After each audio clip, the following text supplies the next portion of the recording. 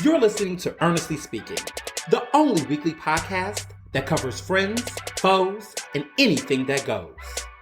And now, for your badass host, Ernest Owens.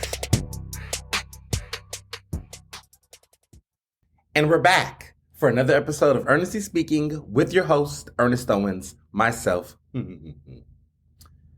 Well, we are at episode 101, like the 101 episode, like 101 Dalmatians, but 101 episodes of Ernestly Speaking. And isn't that great? Like, I mean, I just love it. We're now in the hundreds now of episodes.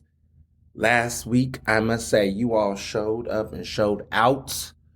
Did you all see those thousands upon thousands of downloads for the season 4 premiere or the 100th episode? So did y'all listen because it was the premiere, or did y'all listen because it was the 100th episode, or was it because of both? Subscriptions went up the roof. You know, there's a lot of people who've converted back, I guess, or new listeners, or people who just said, you know what, after 100 episodes, this podcast must be good, because, there was probably some, anti-Ernest sentiment somewhere with some of these people who were like, I don't know if this is good enough. And it was like, well, damn it, 100 episodes have ran. So clearly people, really like it. Yeah, right. Well, I just want to thank you all for listening to it. Spreading the word. The love this week was just endless. And yeah, we're just going to keep going, There were so many surprises and shockers and nail biters and everything that makes a great premiere. And this week I have updates about some of the things we talked about last week. Some hot tea. And some of you all have been following it, and you all are getting better at like just messaging me and being like, hey, da da da da. And I'm like, oh my God, So it has been some interesting things and some stuff that probably you weren't following. And then all of a sudden, because we talked about it here, then you're like, let me get into this. And then things kind of got even more juicy. And I even wrote pieces last week about some of the things that changed and just whatnot. So we have so much, but I don't know where to start. Randomly enough in my notes, I said I wanted to say I hate vision boards. I don't know why I said that. I think I saw there was some promotion or people talking about vision boards this year and things there. And someone was asking me, like, do you do a vision board? Sometimes I do answer your random questions. And I say, okay, if it's a cool question or something that I really am passionate about, I'll talk about on the show. So someone asked me about vision boards, and I just really don't like them. I don't like vision boards. And I'm not saying that it may not work for you, because some people have done them and they think it's beautiful and it's dope and it's cool. I don't like them. I don't like vision boards. I don't know what it is. I think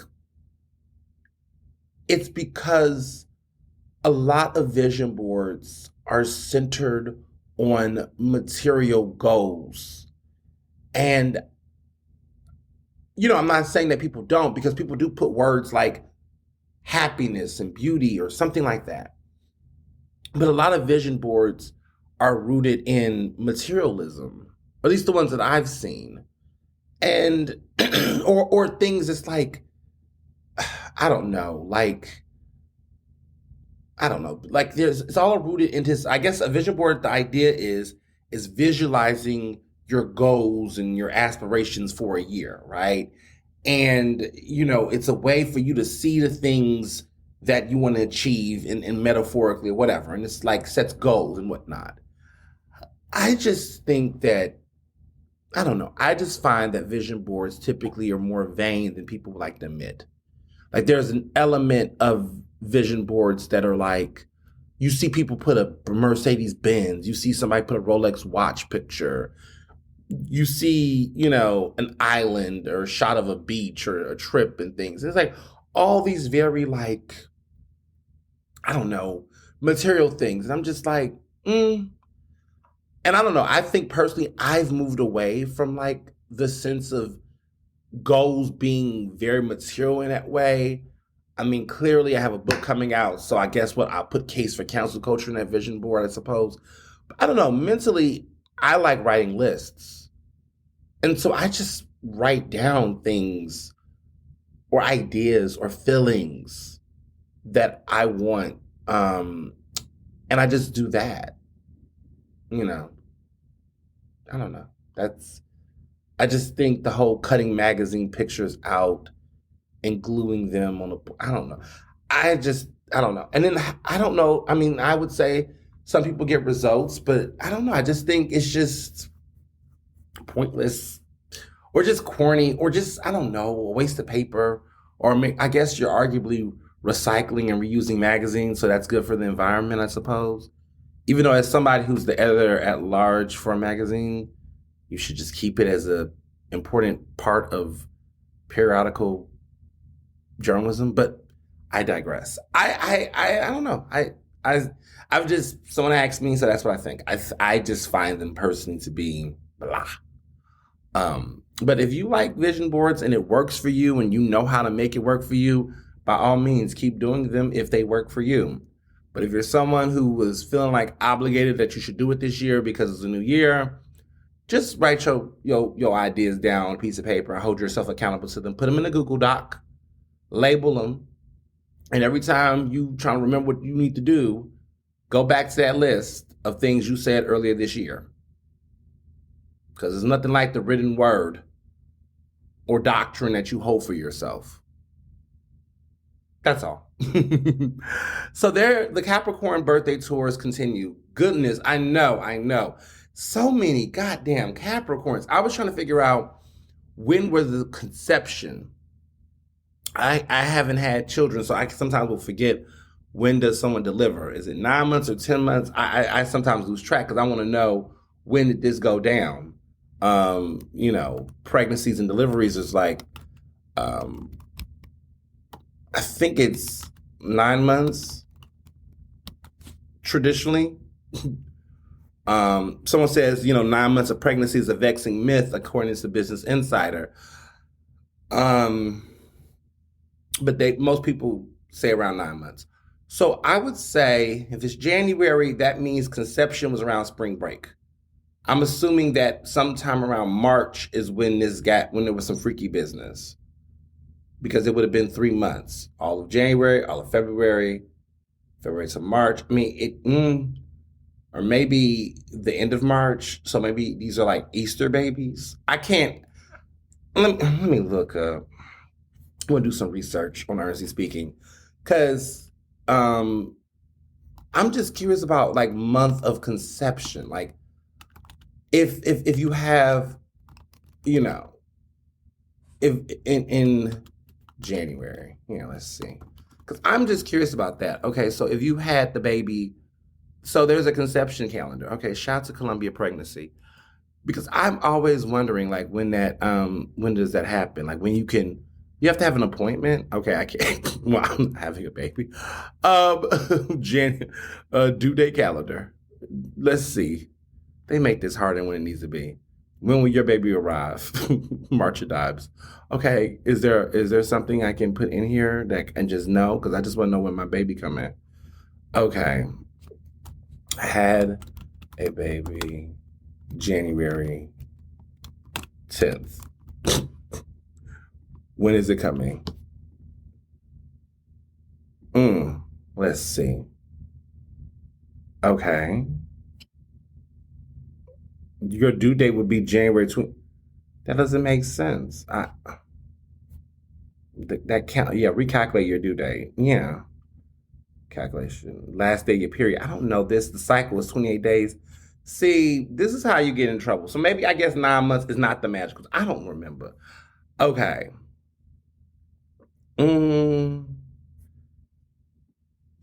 me see. Because this is.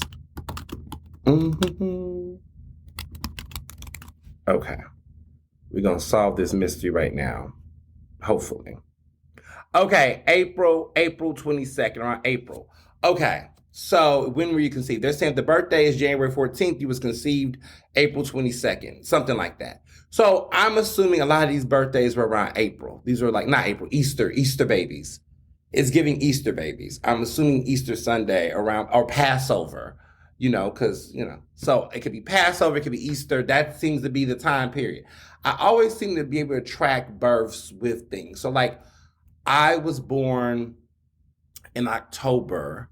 So that means I was conceived around MLK weekend. So around this time in 91, I was probably conceived around MLK weekend, which I will take with pride. So it was probably around MLK weekend when I was conceived. And then you want to know why we have so many goddamn Scorpios around that November 12th, 14th?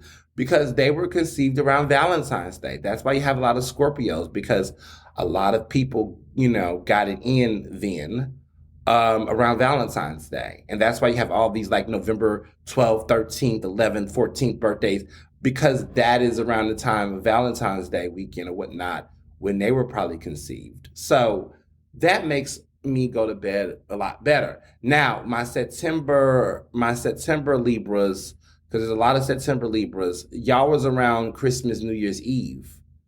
That's when you all were getting conceived, around that New Year's, Christmas Eve. So I think that's why we have a lot of early Libras, those early October Libras, because they were conceived around January 1st, New Year's Eve, around that time.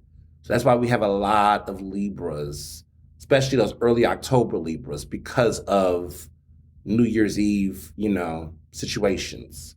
So, okay, I feel a little bit better now to understand it, because I just where are all these January birthdays? So it looked like a lot was going on Easter Sunday. People were really trying to do Easter egg hunts in more ways than one. So a lot happened this week. My mom's birthday, then Josh had his birthday, and then Amanda had her birthday. It was just nonstop, total Capricorn domination over here.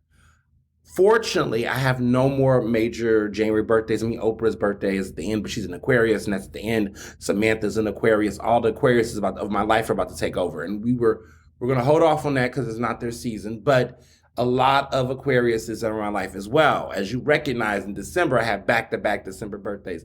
Something about these Sagittarius, Capricorns, and Aquariuses. And after that, it's like a little bit of a moderate drop. The only real Pisces in my life that I've known forever is my good friend Abel. And then I was friends with another Pisces at one point, but I don't talk to her no more. But then you have other groups. I have a Cancer, one Cancer. Jamarcus is a Cancer. But everybody else is in that orbit. My husband's an Aquarius. Manny, Sharon. Okay, I'm not supposed to talk about Aquarius yet, but just it's a lot of them. So brace yourself for that season. But yeah, I got a lot of Capricorns. My Capricorn crisis has now passed. I survived because it was 4 Capricorns, and I had to and these are friends. So you can't half-ass on birthdays or anything with this group. This group is we're we have a lot going on. So mom's birthday, she had a lovely birthday. I mean, I wasn't there. I was here. But, Zelle is just one cash deposit away. So I gave her money. I just, on the low, I have a gift for her when she gets here for my book party in February. I have a really nice gift for her that she's going to love. I know she's going to love it. She's going to lose her mind. She's going to be really hyper about it. But I have that for her. So I'm really excited about that. So I do have a gift for her, but I was I'll wait so she can, we can have it in person. I did a really good job giving gifts. I know my theme of this year in the gifts I'm giving my friends. There's a theme, and I like it because it gets harder. When you have friends, you don't know how to give gifts. And so mentally, I don't have the ability to just come up with a crazy, super, super out of the box gift for everybody. I mean, some people I know, but there's this theme I've been doing. I'm not ready to tell it all the way yet because I don't want people to be oh, that's what I'm getting. Maybe not. Maybe something could change. But I have a theme in my head of types of gifts I want to give this year. And so it's been working really well. So my mom sent her money. Josh wanted something low key, even though we're going to go to a hoagie room as a group, which is going to be fun. I haven't talked about the hoagie room in this podcast. Maybe I have, maybe I haven't, but it's a big damn deal. Check out the hoagie room. Look up Hoagie Room Philly on Google. It is insanity, but great insanity. It's a culinary insanity. So we're going to do something later in the month. But in the time being, I hosted a birthday happy hour at my place. And so the Lip Brothers were there. It was us. We just had a good old time. Okay. A real good old time. I like hosting things at my place. I've never been that person before, but I'm starting to, get into the groove of all that. So really love it. Really excited about hosting things, but it was cute. It was a cute party. I've been really into making charcuterie boards. I've become that person, I know. But I make really good ones, and as you can see in the pictures, like I'm very thoughtful. Like we have different size cheeses, we have different shapes of cheeses, we have different flavors, we have different types of meats, cuts, everything. I've gotten good with it, and I remix it a little bit. Add a couple of fun little things in the mix, but you must have cured meats. A lot of you are making charcuterie boards that are just really weird, and weird in a way that they're not charcuterie boards. They're just a snack platter, and you could just say that, and that's okay. It's okay to have a snack platter. Just everything is not a charcuterie board, and you just can't just reinvent a charcuterie board. It's just like, come on. But people are doing it. What else? So this week, so with Amanda's birthday, it was funny because she wanted to do initially we was gonna have a big old dinner party. And then out of nowhere, she was just like, she wanted to do some low key. And I don't know what low key means. I've been trying to figure out what low key means. So I was like, okay, we could do something. I will Mission Impossible. And so her lovely boyfriend, Joe, was like, look, I got a budget. I said, oh, you have a budget? We got a production budget? And it was a nice budget, y'all. I was like, oh, we could do some things. So I was like, I gotta find out who I gotta get a caterer. I was like realizing, oh, we could really do something dope and like make this really nice and everything. So like, what does low key looks like? I think she was thinking, oh, casual wear. We go eat some snacks and watch a movie. I was like, girl, I was in my mind like, don't worry, honey, we got this.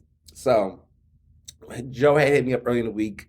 We was like, okay, what we gonna do? What we gonna do? We going for dinner. He already knew. He was talking about some steaks. I said, oh, you trying to do something? Do something? Okay, say less. So I called this guy named Zuri Cooks. He's another great caterer that I work with. So y'all know I love Details by Miss Dawn. Details by Miss Dawn, my girl Miss Dawn. She is booked. She be booked and busy sometimes. So he's always my alternative when I want to have something a little bit more intimate or something like the day before or something. So I was working under a clock. And I was like, look, I got a budget. Here's what I want to do. Here's what we're looking for. Yada, yada, yada. Let me tell you something. Let me tell you what Zuri Cooks did. And he is Zuri Cooks on Instagram. So if you want to support a Black business, you like the food that you were seeing on the IG, he is great. He is at Zuri Cooks. It is Zuri Cooks. Zuri Cooks. And he cooks well. He's actually the official caterer for PABJ meetings that we do every month. He does the catering for it. So the Philadelphia Association of Black Journalists, which I'm the president of, we do a monthly meeting in the middle of the month, every middle Tuesday of the month. And, we for a long time used to always like try to get one caterer and get this, but he has just consistently been great. So he's just our guy. He does a great job. He's always been fabulous. So I was like, I need this. I need to see what he can do here. So we had these big ass 30-ounce New York strip steaks that was like dipped in Wagyu. We had a lobster mac and cheese that was to die for. I'm still trying to process eating that. That was just took me out. We had sauteed garlic string beans, which was fine, which was divine. I was gonna go for asparagus, but sometimes asparagus just be asparagus-ing too much. And for people who, pee on a regular, the smell of asparagus after, I don't care. I have tried to do so many things. Maybe I'm TMI, whatever. It's my podcast. I have done so many things to try to avoid the smell of asparagus in my urine, and it just doesn't matter because that's just what it is. So sometimes you have to tell yourself, asparagus is good, but is this a time where I just was like, no, I want to do something different. So I'm like, what is an alternative green that I can still get that experience? So sauteed string beans were phenomenal. He did an excellent job with them. We had crab cakes, lump crab cakes. He went all the way down to Maryland to get this really good crab. And he made the most divine crab cakes. These crab cakes were heavy, but they were good. We started off with this appetizer, and we had oh my God, we had this great peeled shrimp, and it was a bunch, and we just, yeah. So it was myself, Mr. Johnson, Joe, Princess Amanda, and we had this really lovely, like, just dinner party at the house, gourmet style. Birthday cake came from Cake Life. Of course it did. I mean, Cake Life is everything. So I got her a funfetti cake, which is the cake that Beyonce had from them. So Cake Life, as you all know, is owned by a trans man, a transgender man who is based in Fishtown. And I've been working with him for years, actually. He actually designed my wedding cake, funny enough. He did my wedding cake, and it was something symbolic about that whole exchange of doing that cake. And before then, did several birthday cakes. He's done my birthday cakes for years consecutively. So when you see those lovely birthday cakes, and I do the most because I never get like one birthday cake, I get like multiple. He's been behind designing those cakes and baking them and everything. And so, it's just love. And I just love Cake Life. I love their story. I love their ingredients. He changed my entire life and when I think about bakery because of one simple test. And I think I've talked about this years ago on the podcast, months ago, whatever. He said he had, when I interviewed him, this is, oh my God, it's like 6 years ago. I interviewed him for Philadelphia Magazine. I was at that time the LGBTQ editor at that time. And I interviewed him because I did a segment. I did like a weekly interview series called LGBTQ&As. Get it? So I would do these interviews with prominent or up-and-coming LGBTQ influencers, leaders, newsmakers in a week. And so I interviewed him because that was, I think, right when Cake Life was like really, starting. And I think this is before the Beyonce boom, actually. Before Beyonce. I think it was like the year, earlier that year, but I think it was before Beyonce. He made Beyonce's cake. Because Beyonce, her birthday is September 4th. And that's around that Labor Day weekend of Made in America. So every time Beyonce came to Philadelphia, he was the one making the cake for her. And so they made a cake after her called the Funfetti cake. And when you go into the shop, there is this beautiful photo with a graphic of Beyonce, like an illustration of Beyonce and the Funfetti. And it's like the famous Funfetti cake. That's Beyonce inspired. I think it's Bayfetti cake or something, but it's divine. So when I interviewed him, he let me try some of his pastries. And, when you eat, some of you all, and listen, I know there's other bakeries out there that do great stuff too. I'm not acting like they don't exist. But there was something about like, I used to eat like store-bought cupcakes. I can't even do it mentally anymore because I'm just always thinking about this. So what he did was he gave me a cupcake, like a regular cupcake, and I've had it. And whenever I eat like regular cupcakes from grocery stores or whatnot, there's always like this sugar coating on the roof of my mouth. And some of y'all know what I'm talking about, like that the cupcake icing or whatever the dye, whatever it is. There's like always this coating on the roof of my mouth when I eat a cupcake from a store or something. And that's typical, I suppose. Well, he let me try his desserts and I didn't have that experience. It was just melt right off in my mouth. It was just pure. It was just, I don't know, but the quality, and I can never untaste it. His cakes, his icings, they just don't do that. And it's just a very simple cake. Like just the moistness. He's able to master this ability to have a sweetness and a moistness, and everything is just really great, ingredients. It's just a different experience. And I really can't taste the difference. And I mean, I used to never want to eat like stuff like that, like cakes and the icing and the frostings like that, because I always used to feel like there was something artificial about it all. But I don't know. His pastries have changed my life. And so I've stubbornly not really wanted to eat other people's cakes or cupcakes or things like that because I just always have this, I don't know, phobia that, oh my God, my roof, I don't know. And I've sometimes I would pivot and cheat and go to someone and go to this event or something and try it. And then I will notice it immediately. Like this is counterfeit. Or maybe how Deborah Ruth felt in that episode of Dynasty when she was like, or Dallas or one of those shows, Dynasty, when she was like, the champagne is burnt. Those cupcakes are burnt. That icing is burnt. It's dated. It's expired.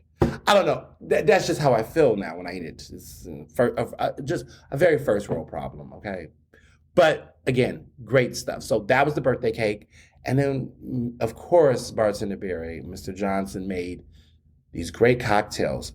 There is a it was a grapefruit, spicy grapefruit margarita or something, and he let the he made a syrup like a grapefruit syrup that was like resting with cayenne peppers and peppercorns, and you would think that it was going to be super spicy. It wasn't. It had a nice little kick, but it wasn't like overpowering. But it was, man. Listen, that man can make drinks. Um, but it was a good party. We just had a good time. It was just light and chill, and for us to turn it around so quickly because initially it was just we were supposed to be chilling. We was chilling, but like chilling on some like New York strip steak wagyu vibes. I'm still gathering myself. Plus, my little brother is coming back. My little Temple Owl, who you all got the pleasure to hear in the season 3 finale. He wants us to cook. I'm just like, you getting a little spoiled. But it's MLK weekend, and if Dr. King had a dream, and I guess he had a dream of eating. So we're doing fried fish and grits, which Mr. Johnson is cooking. I'm excited to see how he pulls this off. The grits, he makes them like polenta, and he does them with like cheddar and cream and things. I'm excited to see what that turns out to, because I'm just like, wow, that's different. And this fried fish is like, and I think he's doing a whiting rather than catfish, which I'm curious to see how this all plays out.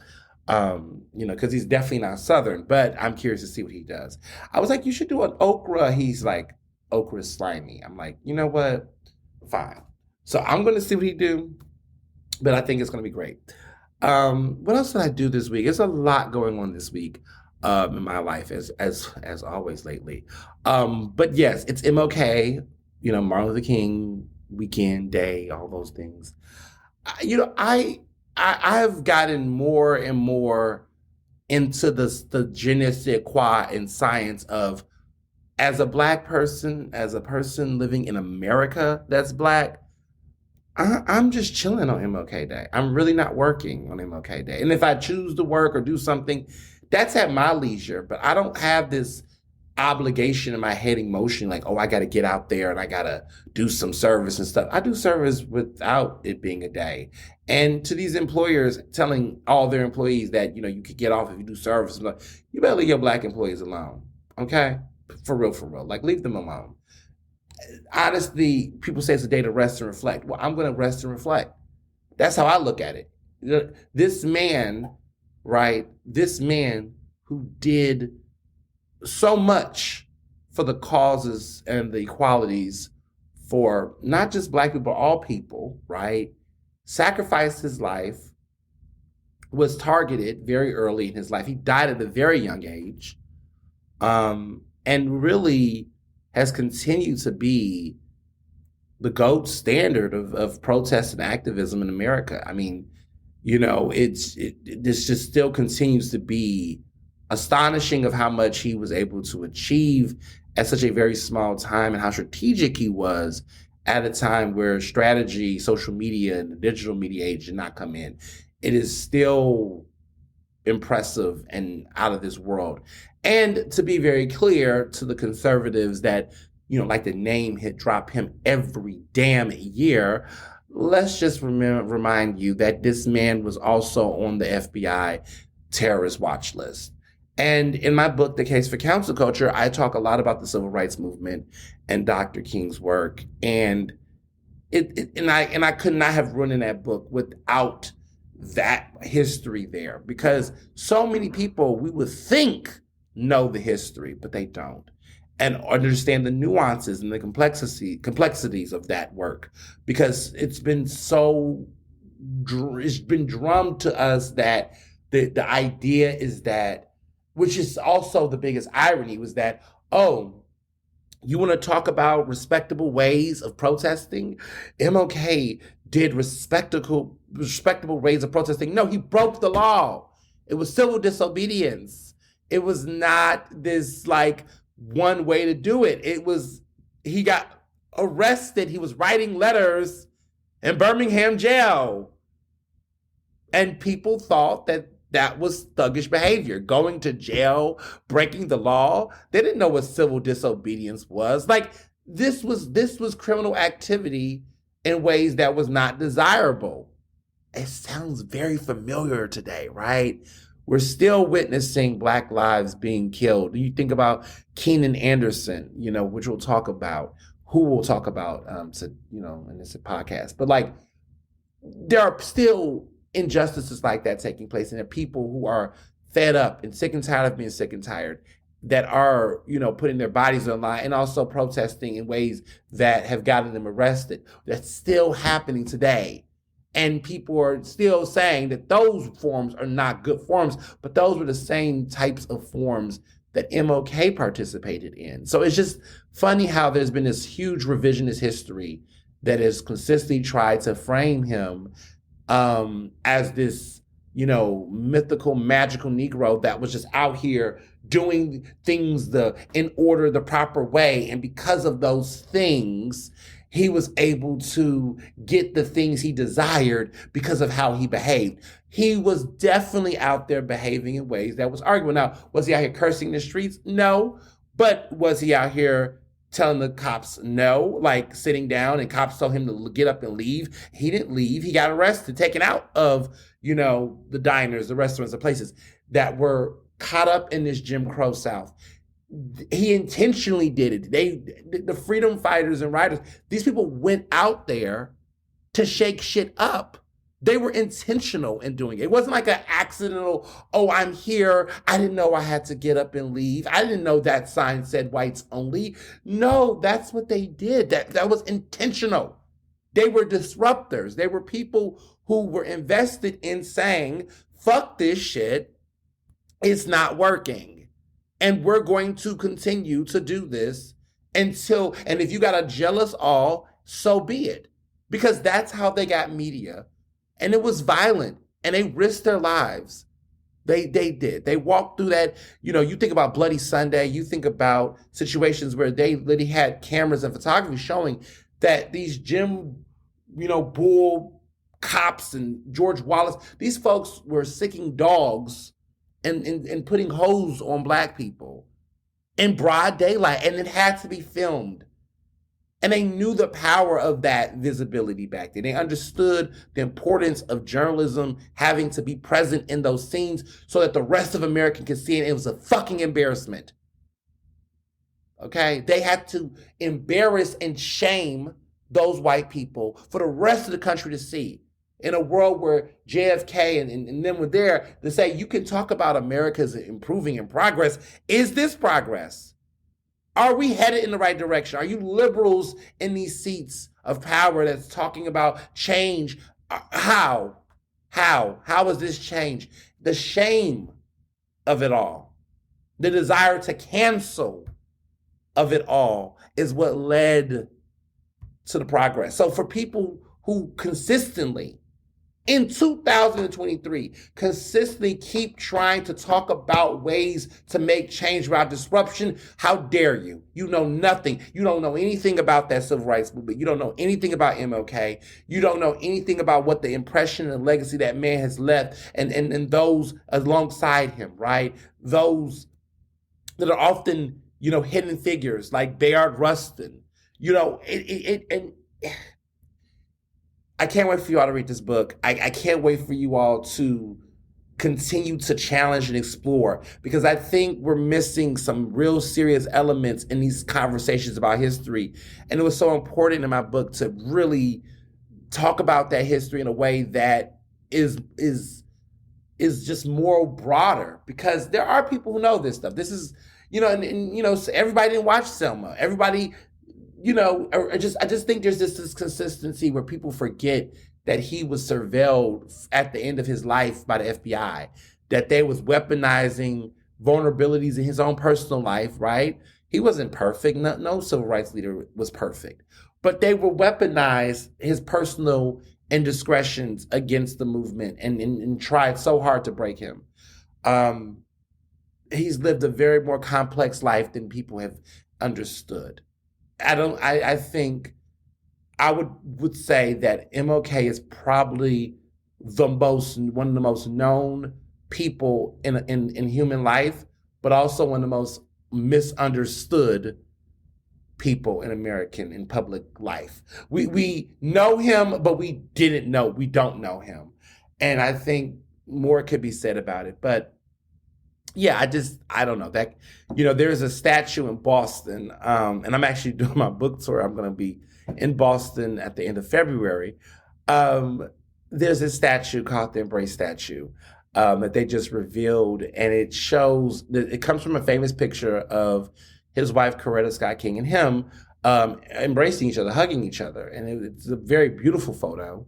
Unfortunately, this statue doesn't really encompass the joy I had in the photo. It hated it. I don't know what the hell that statue looked like. So they took the arms of both of them embracing each other without their faces and their heads. This is such a very white thing to do, right? Is that we want to keep the imagery of the love of Black people, but we just don't want to see their faces. So honestly, you wouldn't even know what about it makes it an MLK situation. I mean, unless they put it on the little placard thingy. But like, it's two people embracing each other with arms. I guess it somewhat looks like a heart shape. It's just weird. It's corny. I don't understand why they did it, because if you don't have the faces and heads, then it doesn't make sense. They would have been better off doing a statue of them together holding each other, if that's what they wanted to do. I just don't understand the point. They could have just gave him a statue. I don't know why we needed, but it's Boston, So yeah, that happened. Other things this week, good news is, so I went to some restaurants, tried some restaurants and things like that. So I went to Volver, have a chef residency program every month. The chef in residence is Juan Lopez, who is running On Point Bistro in Point Breeze, which is very good. And his residency was fire. I was like, okay. I hadn't been to one since the winter break. It was a lot going on in December, but I was happy to be able to finally come back. And Jose Garza is still doing his thing over there. He's about to open up Garza's Trading Company, a new spot in the Kimmel Center later this week, and I'll be attending that grand opening. It's on my schedule, so I'll be attending that. But yeah, he's in the restaurant business, Garza's has rebound. He is reimagining. He's doing his thing.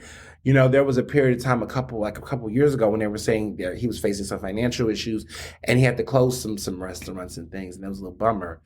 But he's bouncing back. He's making some really strong strides, some business decisions. He has pivoted really well throughout the pandemic. And his new places are fabulous and fun. And it's just great to see him continue. I also had Louie Louie. Yes, I had Louie Louie. And, okay. So many years ago, there was this review in Philadelphia Magazine about Louie Louie when it first came out.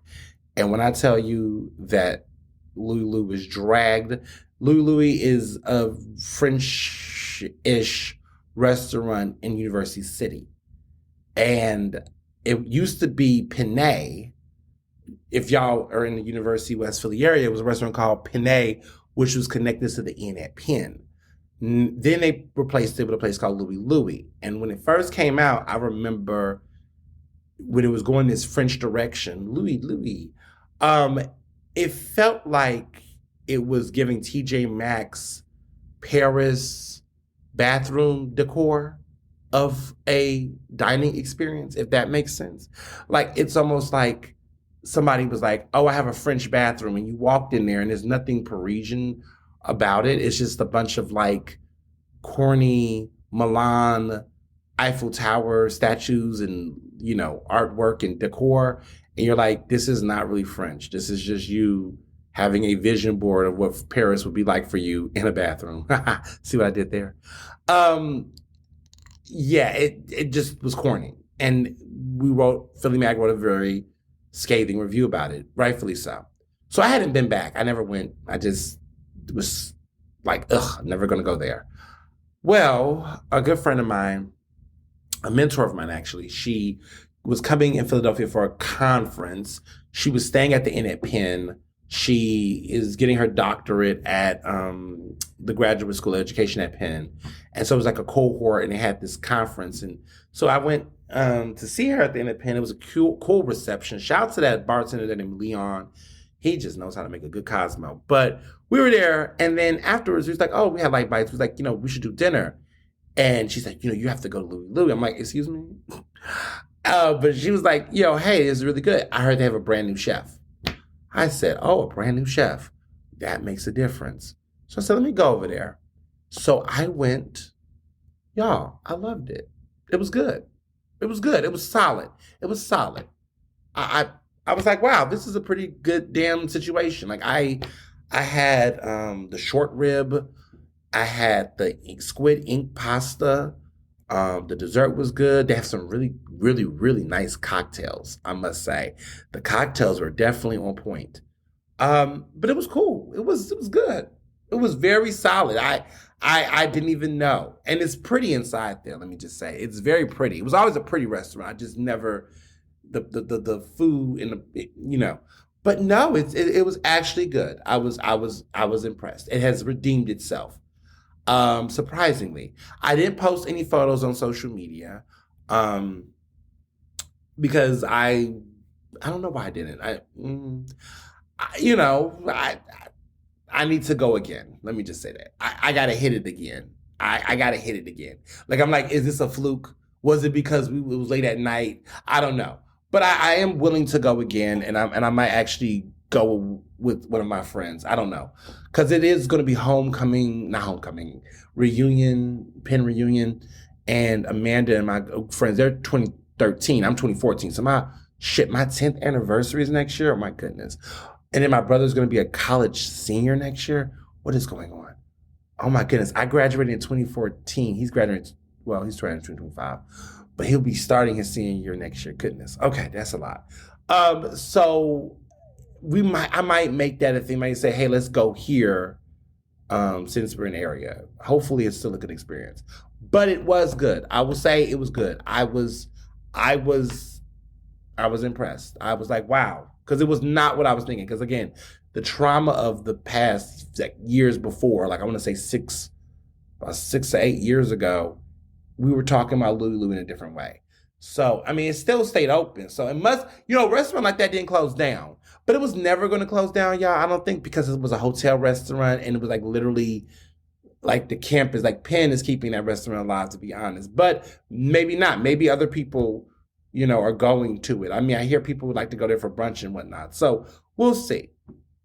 But I was impressed. I have to say something about that. Now, some sad news, very sad news. Relish is closing.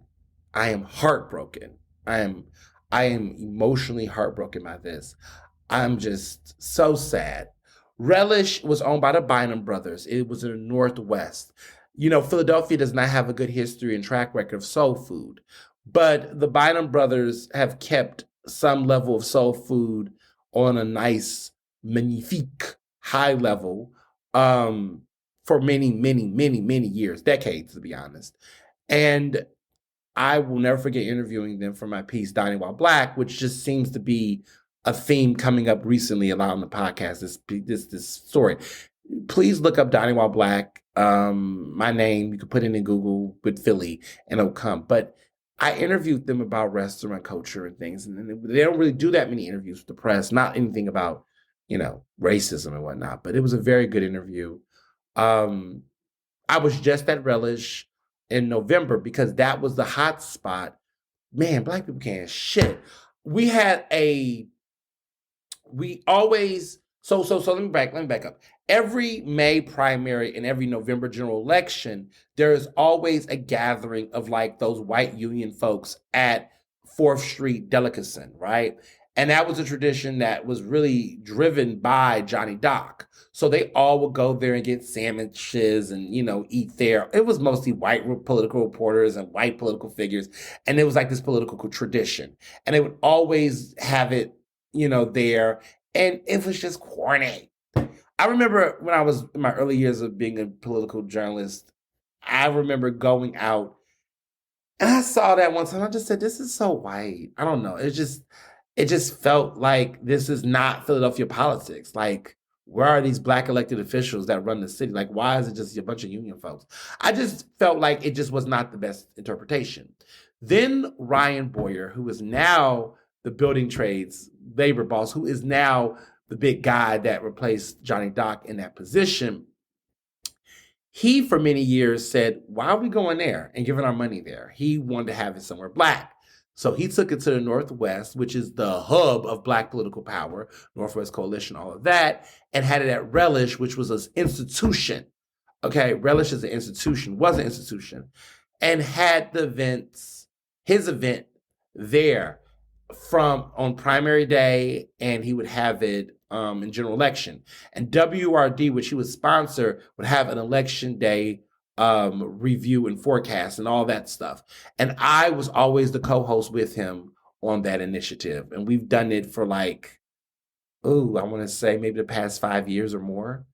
And that was a staple. And Relish was the place. And we've always done it there. We did it there. It was always a good old buffet. It was a soulful buffet. And no one got charged. No one had to pay for food. So everybody and their mother wanted to get in there and get a plate. And it was just such memories, fond memories. And yeah, it was a memory. It was just a time. And we just literally did this final one this upcoming November. And I was looking forward to going to Relish in May and doing it again for this mayoral primary. I mean, what a primary, you know? Damn. So we gotta find a new place. Maybe we'll have it in Southside. I have to call Ryan and see, but it would be nice to have it like maybe at Southside, which is right next to South, and just do it right there in the hardest in the city.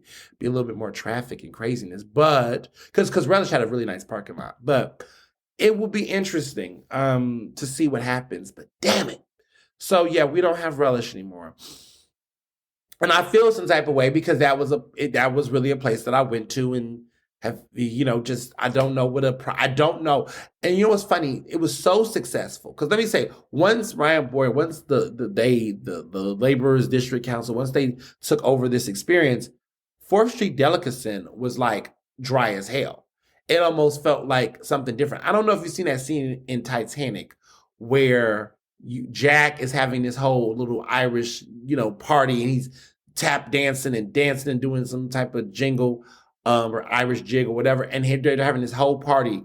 And then the old ladies upstairs, the rich women, are just quietly sitting at a table, just looking like they're bored as fuck. That is how I envisioned what Relish was compared to what 4th Street Delicacy was during a primary general election Tuesday.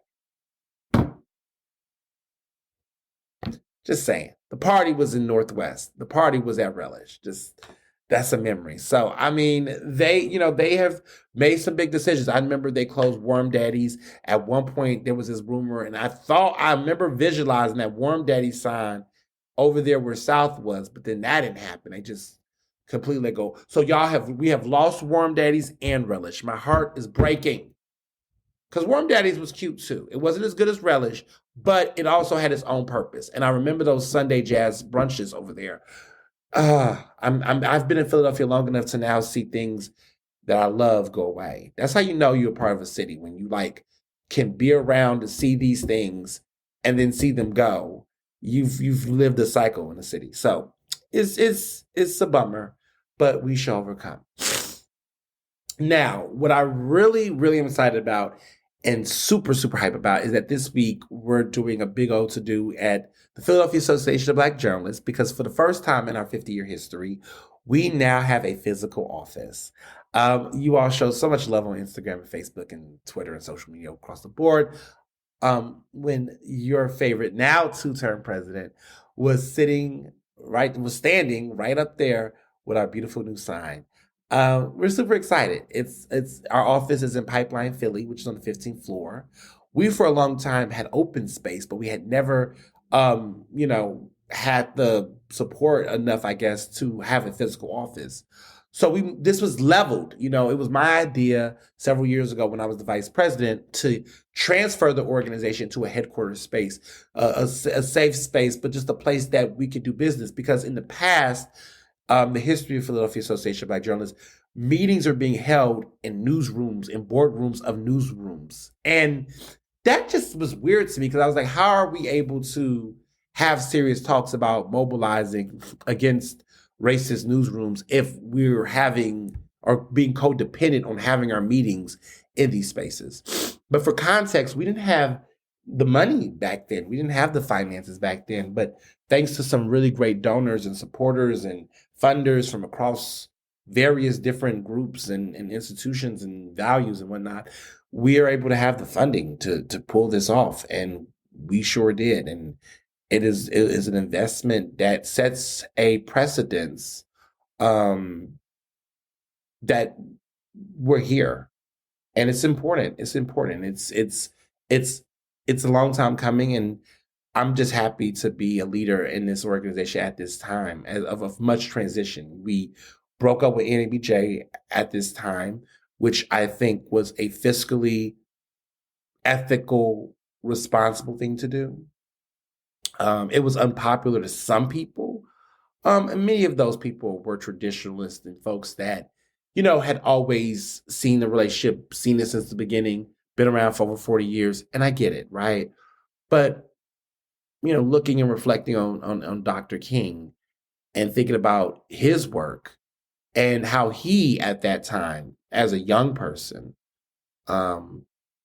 was very much tired of the status quo approach to things. And that was such a beautiful thing. And I think about where I'm at now in my leadership, and I think I'm like, we just can't keep doing the same things just because. Just because it just doesn't work for me anymore. Why do we do this? Just because. Well, because we, it's like, that's it. That's that. There's no rhyme or reason. It's just because. Okay, well, then how about we don't? How about no? Those are the other things that I think about. Or better yet, I got a better idea.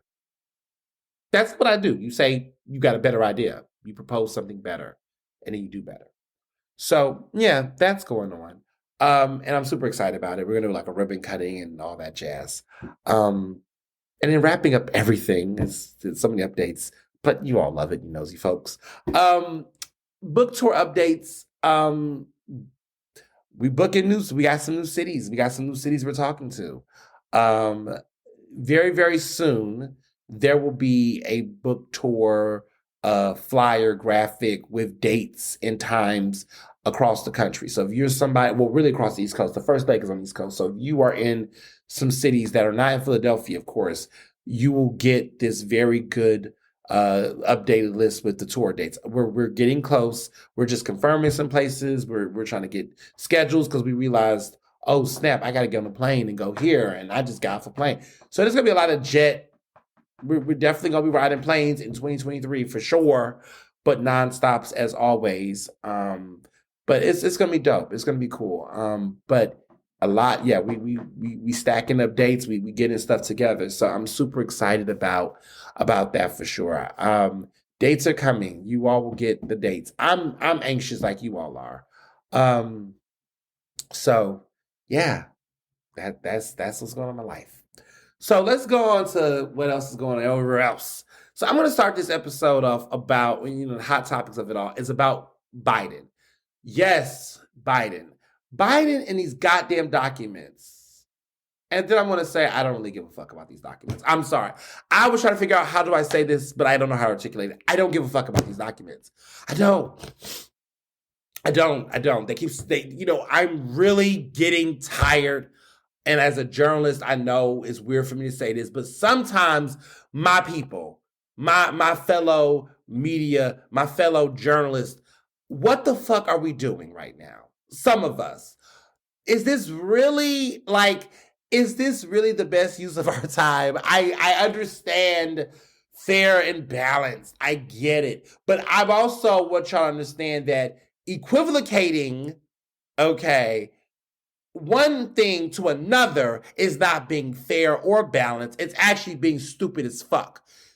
The way that they're framing this situation with Biden's documents to Trump is the most egregious, disgusting thing this week in news. Well, one of them. There might be something else, actually.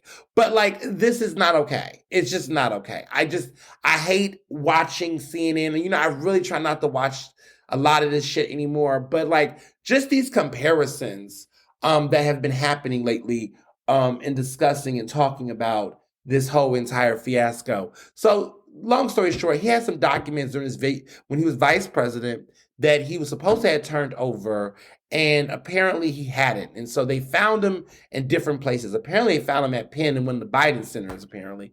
And then they found some more documents at his house in Delaware. And I'm just like, okay, well, these are classified documents. Well, what did he do with those documents? And is this really a political scandal? I don't know. I just don't care. I don't care.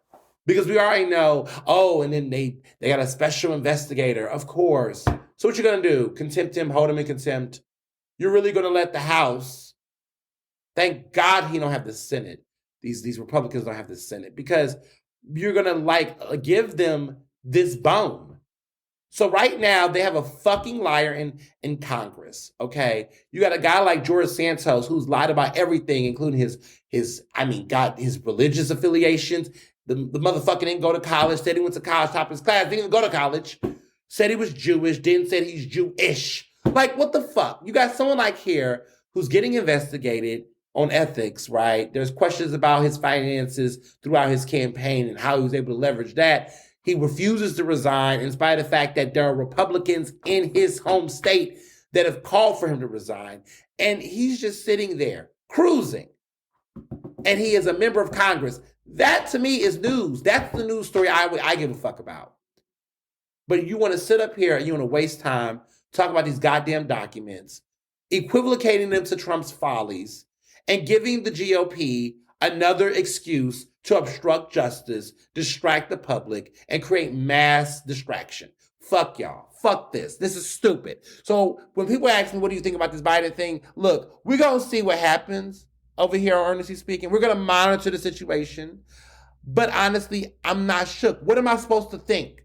Because that's the real thing, right? As journalists, I know that if we're not in the opinion space, we're not doing columns, right? Because I do columns. I'm a columnist too.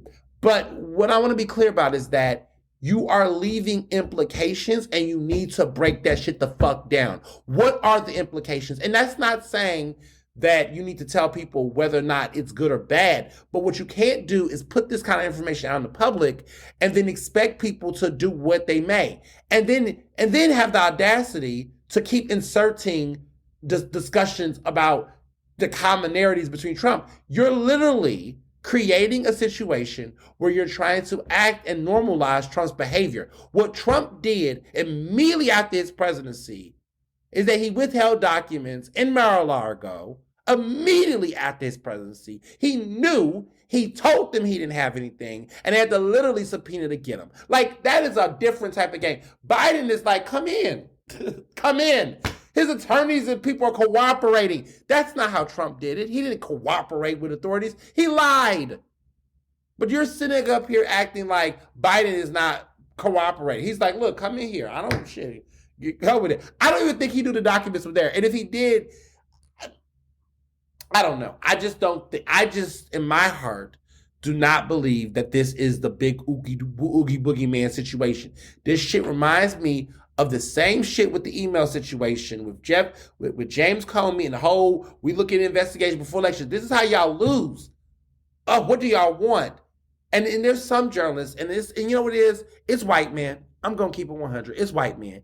It's white men that can live in a Trump presidency and world without consequences and can also live in a Biden America.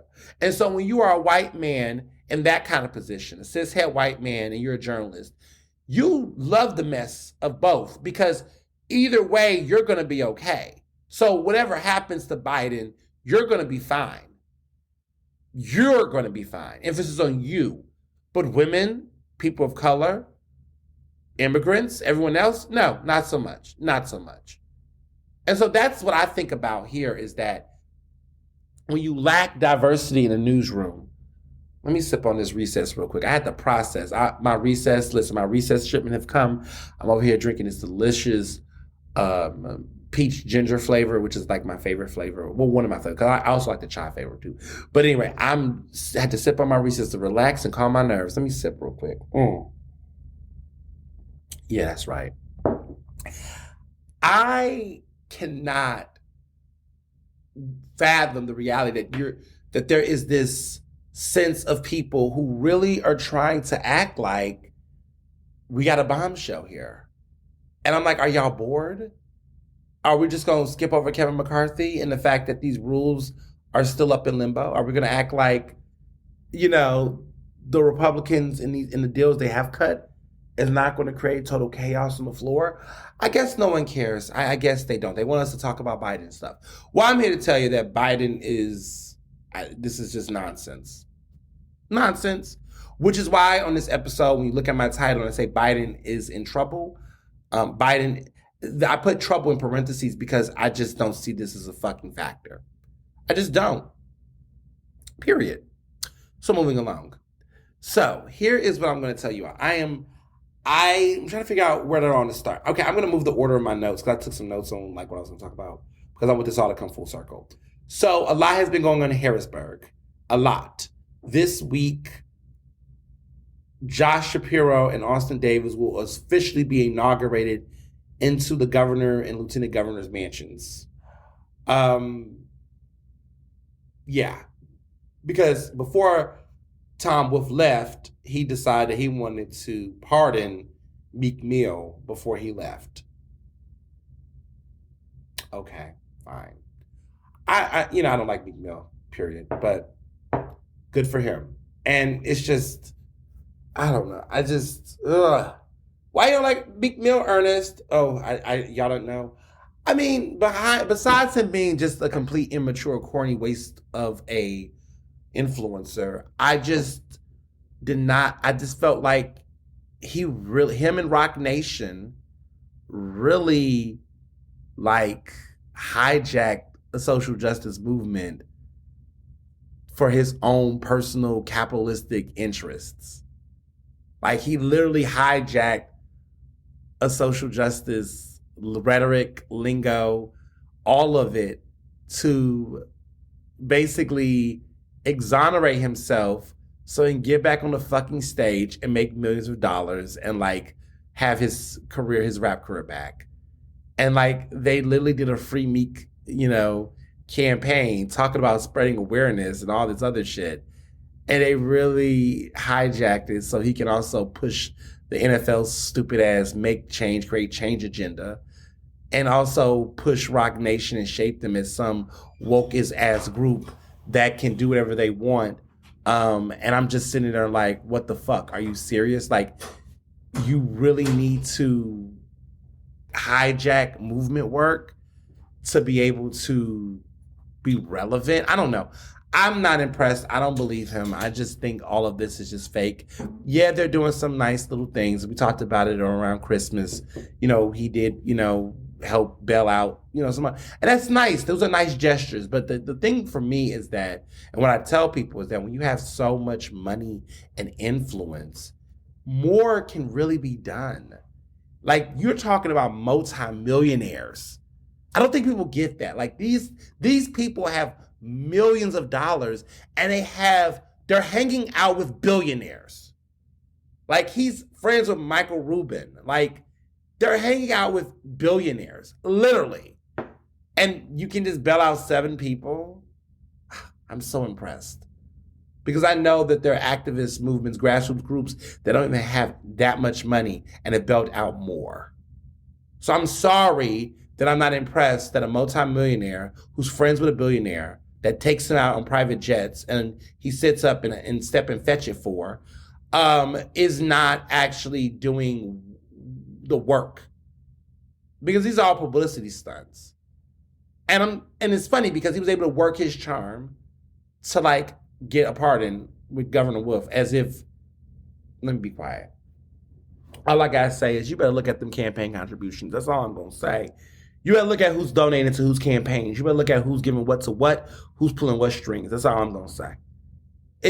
Nothing's free in America or in Pennsylvania. Nothing is free.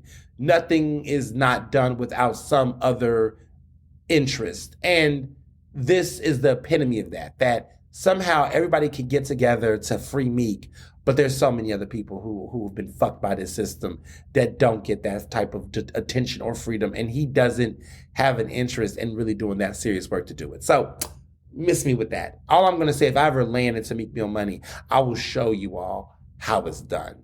Because I'm already kind of doing it with the little resources I have, essentially.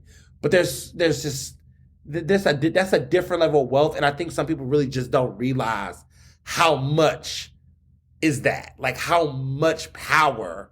Like, you're hanging out with a billionaire. Like, I love Oprah to death. And Oprah and I have had a selfie or two in the photos, of course, right? But I don't hang out with Oprah like that. But if I did, do y'all think I would be like, yeah, just bail out 7? I'd be like, can we bail out 7,000? Like, come on. Like, I don't know. I just, whatever. Because again, when you are also someone who is not doing the proper training to understand how to do serious movement work, because you really wasn't trying to do the work. The work was getting you exonerated, getting you freed, because you acquired the right connections and money to do it for yourself. And I guess his presence is charity, whatever. So, not a fan, not crazy about it. Speaking of things I'm not crazy about. Well, let me back up a little bit. So, Shapiro, and like, I don't even think Shapiro would have, listen, if Wolf didn't do it, I knew Shapiro wasn't. I mean, have y'all been seeing Shapiro? So, Shapiro, of course, as you know, last week, we announced that he is hiring Al Schmidt, the Republican, to be his Secretary of State. He's also have called in Rich Negrin over, which you all have heard this name. Rich Negrin was a managing director under the Nutter administration, Michael Nutter administration. Now he is, he went to Chicago, did some work in Chicago. He left Philly after he had lost and came in third in the DA race, which he was initially viewed as a front runner. And then that all changed when Larry Krasner got in the race, and then Joe Kahn just wouldn't go away. By the way, Joe Kahn, who ran for DA back then, his brother is Tariq Khan, the nurse, the doctor, the practitioner who is now as a state rep. So, fun fact on that. And he's on the far reclaim, hyper-progressive train. Khan is. But, what's funny is that his brother was completely a different type of Democrat. But anyway, siblings are not always the same. Clearly, I know this from my own personal experience. But nonetheless, so he has hired Rich Negrin to do environmental stuff. First Latino to be in that position. It's funny because I look at all the people he's hiring. He's like hiring like these really like staunch, moderate, tough on crime type of guys across the board. There's diversity of foot. He has Black people in education. It's interesting what he's doing over there. We'll see. But they're going to get inaugurated this week. Finally, they're having an inauguration party. I was invited. The inauguration party is going to have Smokey Robinson, Wiz Khalifa, and some others that are going to be performing. Okay. Well, the funny thing is that Wiz, it's interesting. So let me back up a little bit. So Austin Davis will be the first ever Black lieutenant governor in Pennsylvania's history. He is in the Allegheny County, Pittsburgh area. That's, and Wiz Khalifa's from Pittsburgh, so that's where that whole black and yellow energy is coming from over there, Steelers and all. So I see what he's doing here. Because if it was a Philadelphia person, I mean, clearly they would have probably called Meek, which is tragic. So they did it. They called, and they got Wiz Khalifa, which is a pretty okay party. I was invited, y'all. I'm not going. I first of all, it's in Harrisburg, so I don't feel like traveling all the way to Harrisburg. And also, I don't know if I can even go because I'm having my meeting actually on Tuesday for PABJ. But even if I didn't have any of those things, I wouldn't go. I don't, as a journalist, as a political journalist, I don't really do all the celebration stuff with the folks. Like, y'all have your inauguration, y'all do y'all thing, and then it gets to work. I don't need to be in the mix of all that. I mean, it's nice to be invited because, I should have been invited. Y'all saw he was on this show. But I stuff like that, I just think that's a little bit too close. Especially if I didn't have a relationship with them prior to their running for office. Now, if I was invited to like the presidential inauguration or something, by default, yes. I've only went to one in my life, actually, 2012 when Obama won. Me and Jamarcus, went in the code to hear Beyonce lip sync. We didn't even know she was lip syncing at him. Anyway, but I went, we saw it. It was a great inauguration. But nonetheless, I think I think that it's interesting because, mm, yeah, I just no, but I'm happy that they're there and not Doug Mastriano. So moving along, um, Malcolm Kenyatta, you all know him. He is the state rep in North Philly. He's the black gay state rep in North Philly. Um, I mean, he's who he is. I think people know we don't. I don't care much for him personally, but he ran for Senate and lost badly, extremely. Um, and now he's running for a new seat. He's going to run for Auditor General. To which I'm saying to myself, why? So it came out that he's exploring a run. He's going to announce in the spring if he decides to do it. Let me just start off. That election, by the way, is in 2024. Let me just start off by saying that this is probably one of the stupidest political decisions next to some people running for mayor, but we're not going to go there right now. We're going to save that in a minute. But really, I don't know. Okay. I guess that's what I'm going to say. Okay. Right. I'm not convinced that he's going to make out the primary. I don't even think he's going to make out the primary for the seat. I also think he just needs to chill and focus on his district. I feel like he's just always trying to get out of his district. It's like, dude, you was only there for 2 terms. Like, you're in your 3rd term now. Like, can you focus on the issues in North Philly? There's lots of gun violence. There's a lot of, poverty, systemic inequality. Like, you have a lot of work to do in North Philly. And I just feel like every single time he has an opportunity to, focus on the work in front of him, he's pivoting to something that he's less qualified for, like U.S. Senate. Like, that was never happening, and it shouldn't have not happened. Look, I'm all about making history, but if the history is not about making the work better, then that's not the kind of history I'm trying to support. I'm just keeping it 100. Like, you got to be qualified too. As a black person who has made history, I'm making history in the right ways. We all have to. Like, I get so annoyed that we have seen so many people do shit just for representation. And representation without strategy, without, actual, focus on systemic change, without real bona fides and preparation, is actually a setback. It's actually a regression. You put a person in a position that don't know what the hell they're doing in the name of representation. They get the position, they fuck it up, then it becomes regressive.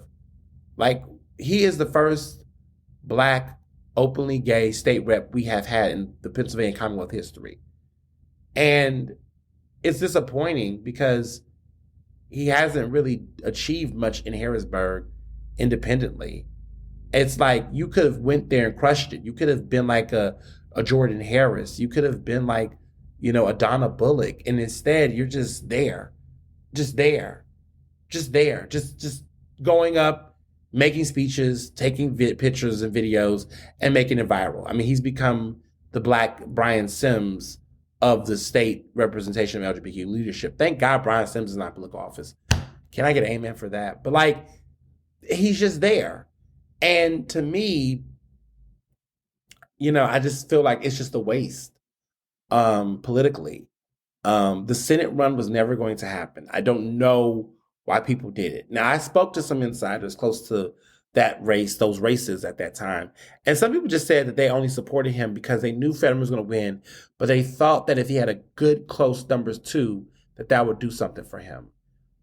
Which I agree. I think if he would have came in at number 2, there could have been a real conversation to be had. He didn't. He came in at number 3, and he was super, super low. And the only time he really came in number 2 for real, was when he was in Philly, because Conor Lamb bombed so bad. But I mean, it's just like, now it just seems like he's going to be, for many years, trying to figure out and position himself for a seat. So here's the thing. If he runs, I don't think he's winning. I don't think he's going to win the primary. I don't even know if he could pull off the primary. He might, maybe, but I don't know. He might win the primary maybe next year, maybe. But if some other hungry Democrats come in with some money and some interest, he might not even make it to the general So the other thing is too is that I don't know, I'm not 100% set that even a Democrat will win the seat. There is a possibility, but it depends on which Democrat, right? Tony DeFleur is the incumbent. He's black, y'all. He's black. He's black. He's a black Republican in this position, and he's very popular. A lot of people like Tony DeFleur, actually. I've met him. I've seen him at events. I mean, I haven't. I'm not buddying up, cozying up, and all that. But he's won, and the funny part is that there's, it's not like he will be the first black person to be auditor general. That historical situation has already happened. That's just what's happening. It's a reality that he has the seat. He's held on to the seat for such a long time that it's hard to ignore or deny any of the things that he's doing and what he's working on. So it's just, I don't know what makes it desirable. Now, let me tell you this. There's a reason why Malcolm is specifically going for Auditor General. The focus is on the fact that people see it as a pathway for a higher office. So both of the Bob Casey's, both of the Casey's, Bob Casey's father and him, they both ran for a seat. They both were Auditor Generals before one became another higher position and also became Senate. So it is a pathway for people. But I mean, again, I don't know. Like Auditor Generals that I've heard of are like people who have like law degrees and other types of backgrounds. You just have to have certain types of leadership positions and things to be able to pull these things off. You just have to have a very solid, steady background in these types of fields. And too many people, I think, sleep on that. They sleep on the realities of, you actually got to look like you know what the fuck you're doing. I don't think he looks like he know what the fuck he's doing. I just think it's one of the things where he's like, well, what's a less sexier statewide seat that I can win or try to win or have a shot at that people can come together on?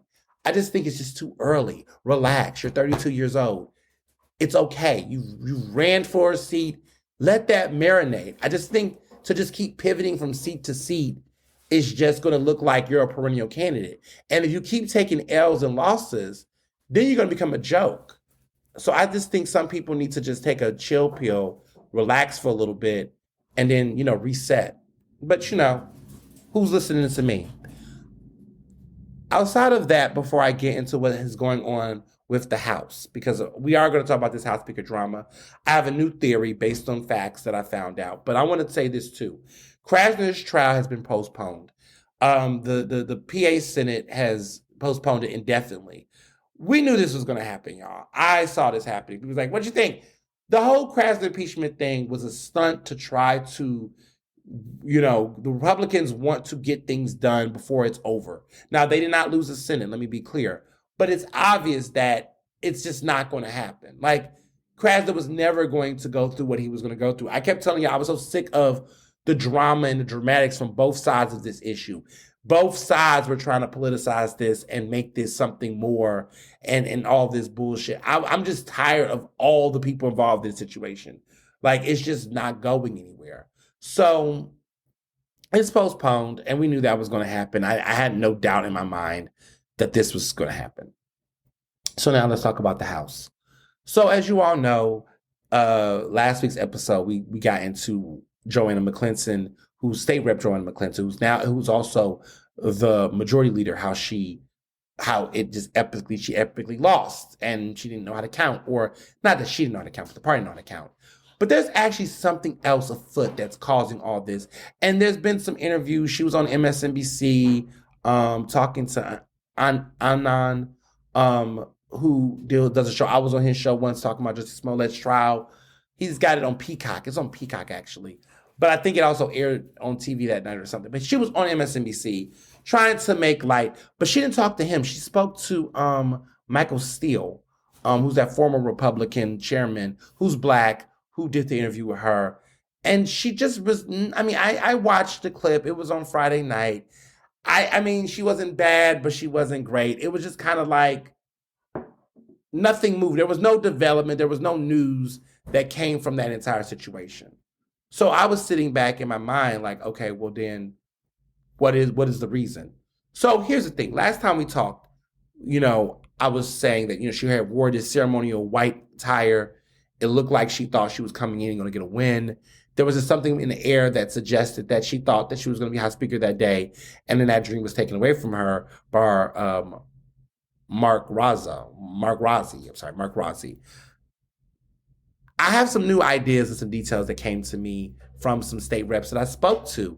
You know, I'm going to get my sources because some of you all were like trying to figure out more. There is more details to how they fucked up. And I wrote a piece that came out in Philly Mag on Friday. And the piece is really good, if I do say so myself. It is called, Even in Victory, PA House Dems are finding ways to lose. And so that is the focus of this piece. This piece is focused on how House Dems, even in victory, they lose. So here's the theory in my mind of what is making all of this stuff like really like take off in a way that is better or worse or whatever you want to call it. There is this situation at hand. Let's go to the semi-beginning. Let's go back to November general election. In November, there was a tight race from the jump. Because of redistricting in the area, well, within a Commonwealth, they did redistricting for districts, which opened these things up to Democrats being able to have, Democrats are able to have this possibility of a majority. But let's be very clear. The majority is a razor-thin majority. The Democrats only have the House by one vote. So let's unpack this. We already know that there were 3 vacancies. One by a man who passed away. The other from somebody who, was 2 people who ran. One person that ran for Congress, one person that ran for lieutenant governor. These 3 people were vacancies. So Austin Davis had the lieutenant governor's seat, but he also still ran for state rep. Summer Lee, I was going to say Summer Walker. Summer Lee, she is also a state rep. She still ran for her seat, but she also won her congressional seat. So those 2 are vacant. They had to resign in order at the end. They didn't have to resign or run, but they had to resign once they won, right? Resign or run. They didn't do that. They didn't have to. And you have to do that when you're a state rep. But they had to resign to win. Does that make sense? So they resigned from their state house seats so they could take on their congressional and lieutenant governor seats. But there was another man who passed away after winning the primary. And so when he passed away, there was also a vacancy. Vacancies get filled by special elections.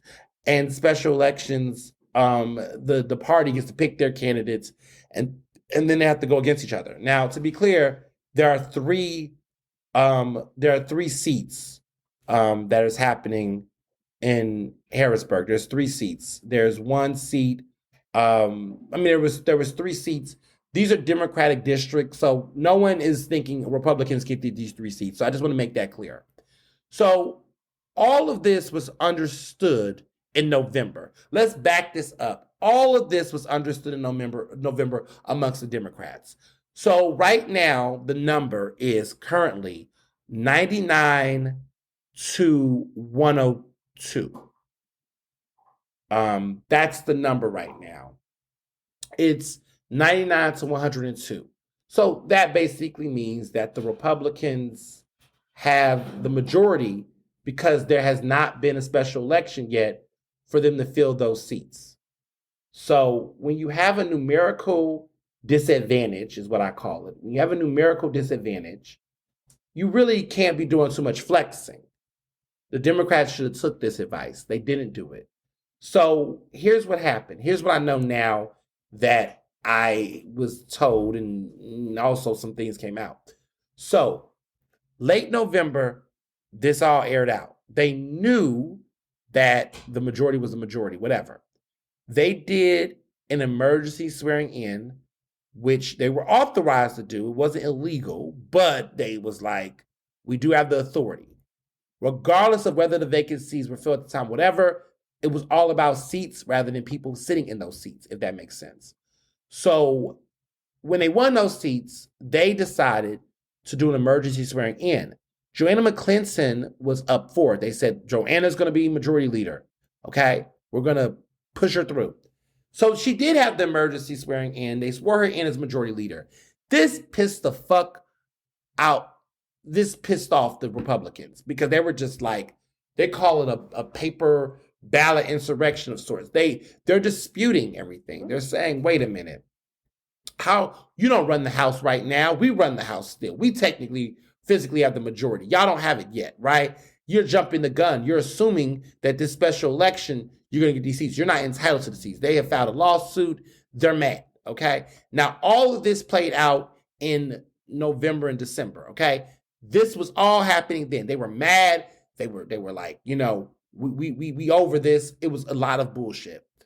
So the moment, rather than the Democrats just chill out, they also announced that Joanna McClinton is going to be the next Speaker of the House. So adding even more gasoline to this is that Joanna begins to go out publicly and speak it into existence. Like there's signs being made. There are Democrats that are like, she speaks for me, Joanna McClinton, House Speaker. I mean, it's just already being spoken into existence. She went to PA Society. She was talking at PA Society like it's a brand new day. I mean, she's just hype, and it's got everyone thinking, because remember, the public isn't really counting these votes. They're just getting what the Democrats are telling them, which is, we won the majority. She's the majority leader, House. So everyone in the public is under the impression that this is in the bag. They're like, we you know, they got it, y'all. We in there. That's the narrative that they wanted people to have. That was the perception that they wanted people to have about this race. So, you know, in my head, I'm sitting there like, well, damn, is this really what we doing here? Because on my end, I was like, it's too early. It's too early to be out here blowing balloons in hot air. I mean, in my opinion, I just didn't think this is the best use of time for the Democrats. But, you know, what do I know? So they were out here, you know, campaigning and jockeying her for this seat. And there was an upcoming January 3rd vote. So where I stood on it is that I was like, well, wait a minute. The Republicans still have 102. We have not had a special election. How is she going to win this? There were Democrats who told me that they thought that maybe she could get some Republicans over. But in retrospect, you're like, wait a minute. She can't get any Republicans over. They are pissed off that she is holding this title. So I find out that Democrats at that time, even though they were misleading the public to think that she had in the bag and that they had everything in control, they had a different pivot. They had a different plan for how they wanted this to all work. They wanted to talk their shit, but they also wanted to not back it up on January 3rd. So the plan was that they were going to call the session to adjourn. The people got sworn in December. They were going to call the meeting to adjourn on January 3rd. So the plan was that they was not going to nominate Joanna McClinton. And they did not nominate her at the January 3rd session when everybody got in the chambers and everybody was to nominate folks. The plan was just to call for a vote to adjourn. Let's talk about the steps. A Democrat said, call for the meeting to adjourn. Now, one Republican agreed. So that one Republican switched over and agreed with the Democrats on adjourning. So they had 100 votes, but only one moved. They needed 2 to move to make the vote. So again, 99, 102. So here's what happened. Well, they needed 3 actually. Take that back. They needed 3. Or no, I don't. Let's. Okay. So one Republican went over. That made 100 votes. 100 votes. Republicans who didn't, 101. So 1 vote majority cut it out. So they couldn't move forward at that point. The 102 to the 99, that gap was too strong. So in that situation, they couldn't do it. They couldn't move forward. And so when that happened, you know, it was a big thing because everyone's like, okay, so how do we make this work, right? How do we get this together at this point? Oh, I'm sorry. Let me back up a little bit. I have to back up. It's 101. So Republicans have 101. Democrats have 99. I'm sorry. Let me clarify that completely. 102 votes will be what the Democrats will have once they win the majority. Right now, Democrats have 99 votes. Republicans have 101 votes. Sorry about the numerical confusion. It's been a day. It's been a week actually having to cover this because there's so many weird angles and cuts, but we'll get to that. So, okay, Republicans have 101 votes. Democrats have 99. What happened is that when the one vote from the Republicans went to the Democrats, instead of 99, they were tied at 100. So if there is a tie, then the motion doesn't pass. So everything goes back to normal. So the decision to adjourn the meeting passed. Didn't pass. It did not pass. They didn't have the votes. So the majority didn't win. So if there's a tie, then the motion just fails. So the motion to adjourn failed. So at this point, there was only one other option left, which is that they basically was trying to propose somebody. So in that moment, a Republican called Gregory, he proposed this plan to basically, call his friend in. So that's how this got really messy. Let me be clear, the state rep that died, his name is Tony DeLuca. He's the one who died between the primary and the general. For those who, I know some of y'all be like, who died? Which one died? Tony DeLuca died, y'all. He was a long time state rep. He was in his 80s, I believe, before he passed. But what ended up happening was there's a Republican state rep named Jim Gregory. He nominated Mark Rossi, who is a Democrat. It was random because what we find out is that what I know now is that Mark Rossi and Jim Gregory are both friends. We'll get to why they're not friends now. But Jim Gregory and Mark Rossi had an ongoing relationship politically. They were really cool. Mark Rossi is a victim of childhood sexual abuse. And he's been trying to propose legislation to allow for predators, basically, for victims to have the ability to go after legally, extend the statute of limitations extend the statute of limitations, basically open up more possibilities for victims to pursue legal charges against their abusers. Because right now there's a statute of limitations. He wants to break that and allow for victims to have more justice. So that's Mark Rossi's political interests. Jim Gregory has agreed with him on this, and I think they've worked together in the past legislation. According to Gregory, he had talked to Mark Rossi for months, according to a piece that was previously reported that months they talked about him for this position.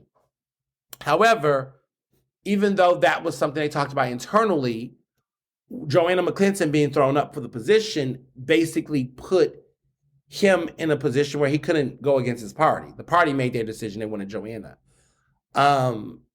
Gregory at that time nominates him and makes his proposal. And there's a deal that basically says that, that Mark Rossi has to let go and become an independent in this tiebreaker situation. So, and at the drop of a hat, Mark Rossi takes a position. He becomes Speaker of the House. 16 Republicans vote in favor. Democrats vote as well. And basically he wins.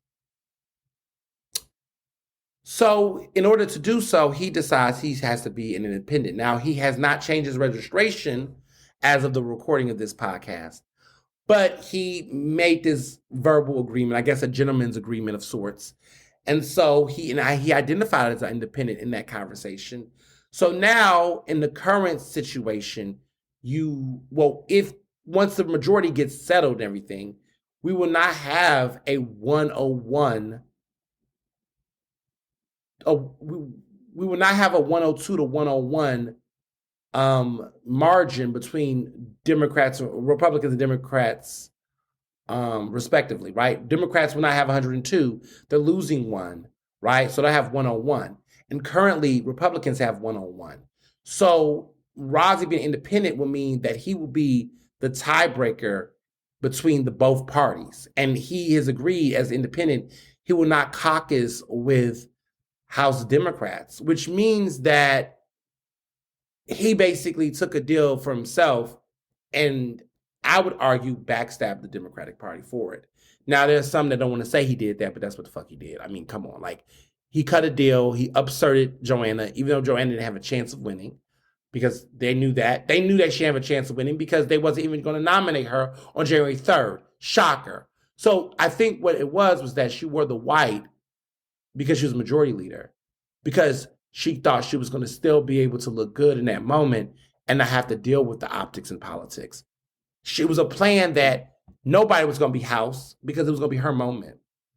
Because she wanted to just be presiding as majority leader without having anyone upset and take over her shine.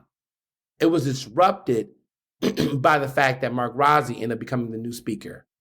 And that overserted any of the historical precedents that she wanted to have that day. So, like I said, when I'm wrong, I'm wrong. I wasn't right in my initial projection, but again, I was right in the fact that it still wasn't going to be her. But crazy enough, the Democrats knew it was going to be her either. So they've been on this spin wheel of sorts, trying to turn this into it's a good thing. Praising Mark Rossi as an independent, as a Democrat. They're congratulating him as a Democrat publicly, even though this man has very much so understood the assignment and is not a Democrat, but he's still registered as a Democrat. It's just messy. So as time has prevailed, before I get into what has happened, but what I'm realizing is that the Democrats did this all wrong. They did this all wrong. I just feel like, in my mind, they should have never nominated Joanna for House Leader.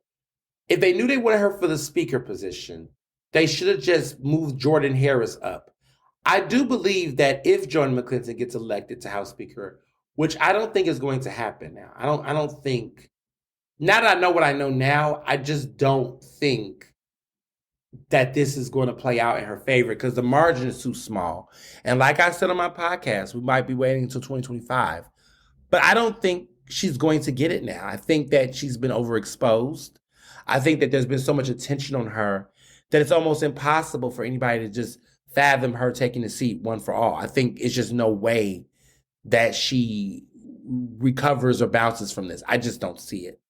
So that's my thought on it. But I mean, anything can happen. I mean, as you can all see, stranger things have happened. But I don't think that this is going to be it. So then the question becomes, well, who will be House Speaker at that point? I mean, Rossi could stay in there for a minute. I think now that he's pissed off the Republicans, because now Jim Gregory feels betrayed. He's written an open letter calling for Rossi's resignation.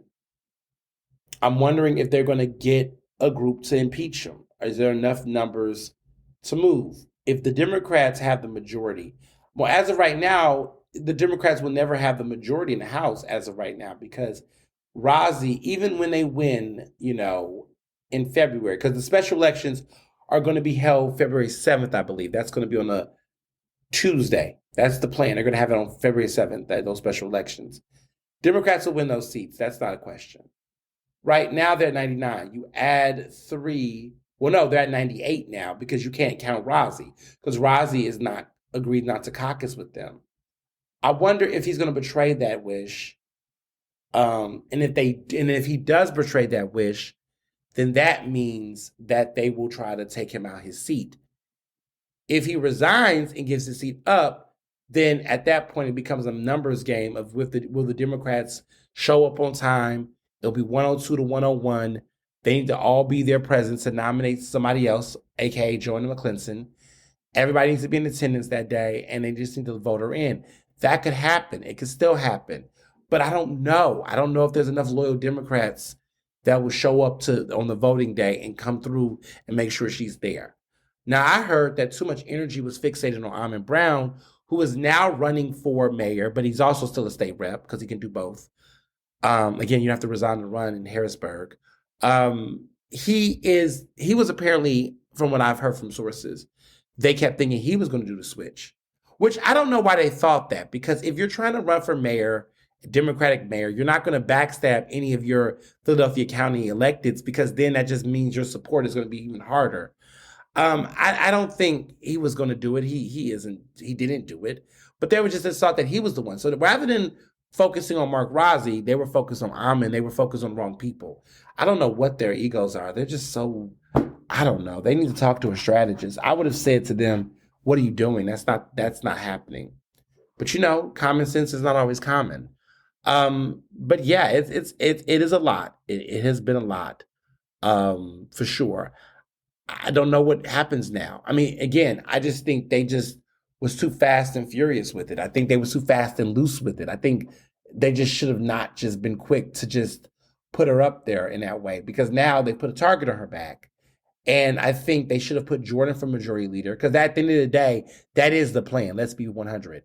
They want Joanna for House Speaker. They want, Jordan Harris for majority leader, because he's the minority. He was the minority leader.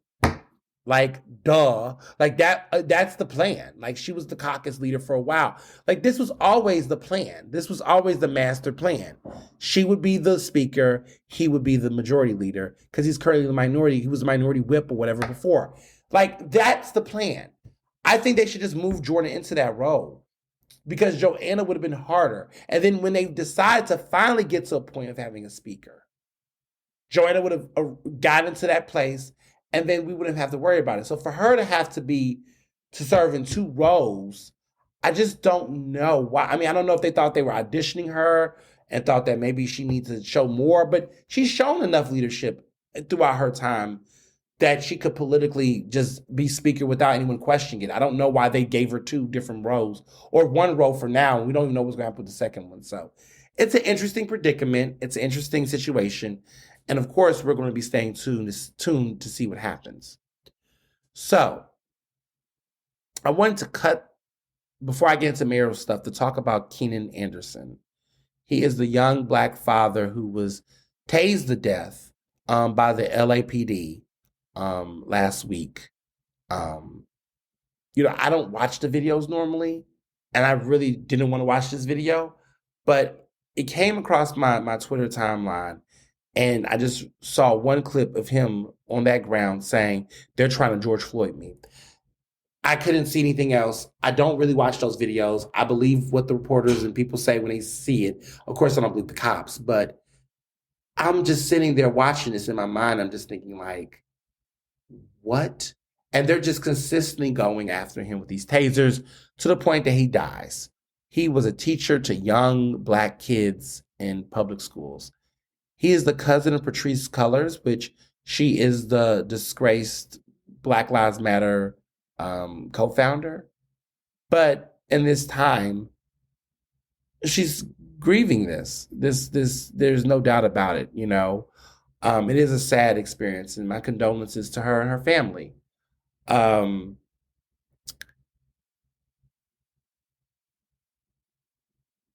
just want to state one important statistic. In 2022, the police killed more people on record than ever. I just want to name that. The police killed more people under their authority than ever before. There is these constant conversations about police reform, police this, police that. You can't reform this shit. You cannot reform this shit. How do you reform this shit? You have a state of police officers that are invested in the killing of people, like aggressively. And then you have their workplace. Because, see, I have to explain why you really cannot reform police, right? What does that even look like, police reform? What does that even look like and sound like, right? Because you have two problems. You have the people, right? The police officers, which are basically trained to kill. I mean, let's just call a thing. And they're also very much so invested in knowing that they can do this with a very 9-1 ratio of actually being held accountable. Then you have the institution itself. And the institution itself is protected by private and public interests, politicians who fear, a union like the FOP. You have an institution that is getting funded more than any other institution within municipalities. And that doesn't appear not to change. It doesn't look like that's going to change. And so when you have that much money, little oversight and accountability, and the money is funding for people to basically kill, you have what we are currently facing. I mean, it's like the NFL. It's an unchecked system that predicates off of violence, and marginalized Black people are the victims. That's just what it is. I don't know how to say it any other way. That is exactly how it is. And I'm tired of these obtuse debates about, well, there's some good cops. Well, I mean, there's always some good something and fuckery, right? But your anecdotal, there's some good cops compared to a system, an institution, is really bringing a knife to a gunfight. So I don't really want to hear about there's some good cops, because these good cops aren't fighting hard enough or speaking out hard enough or showing up and showing out hard enough. A good cop isn't a cop that doesn't kill somebody. A good cop is an unemployed cop. A good cop is a cop that quits. There's no good cops in a racist system. So I don't subscribe to it. There's other jobs. And it's funny because when I ever meet cops, especially Black cops, I'm like, is there somewhere else you would like to work? Why do you choose to work this job? Do you not have another talent? We have to find solutions, other solutions. I just don't understand why anybody would want to be a part of that institution. Oh, I get it. The benefits and the pay are ridiculously high. I was looking the other day when they were putting up job listings and they were talking about salary increases. And I must tell you that if I had no moral compass or no ethics, I understand the monetary benefits. Let me actually not say I don't. It is hard for a cop to lose their job. It is hard for a cop to be held accountable. And it is hard for a cop not get a raise or get overtime or get benefits. It's out the wazoo. Just saying. So, whatever happens with Keenan Anderson, I hope that justice is served, whatever that looks like.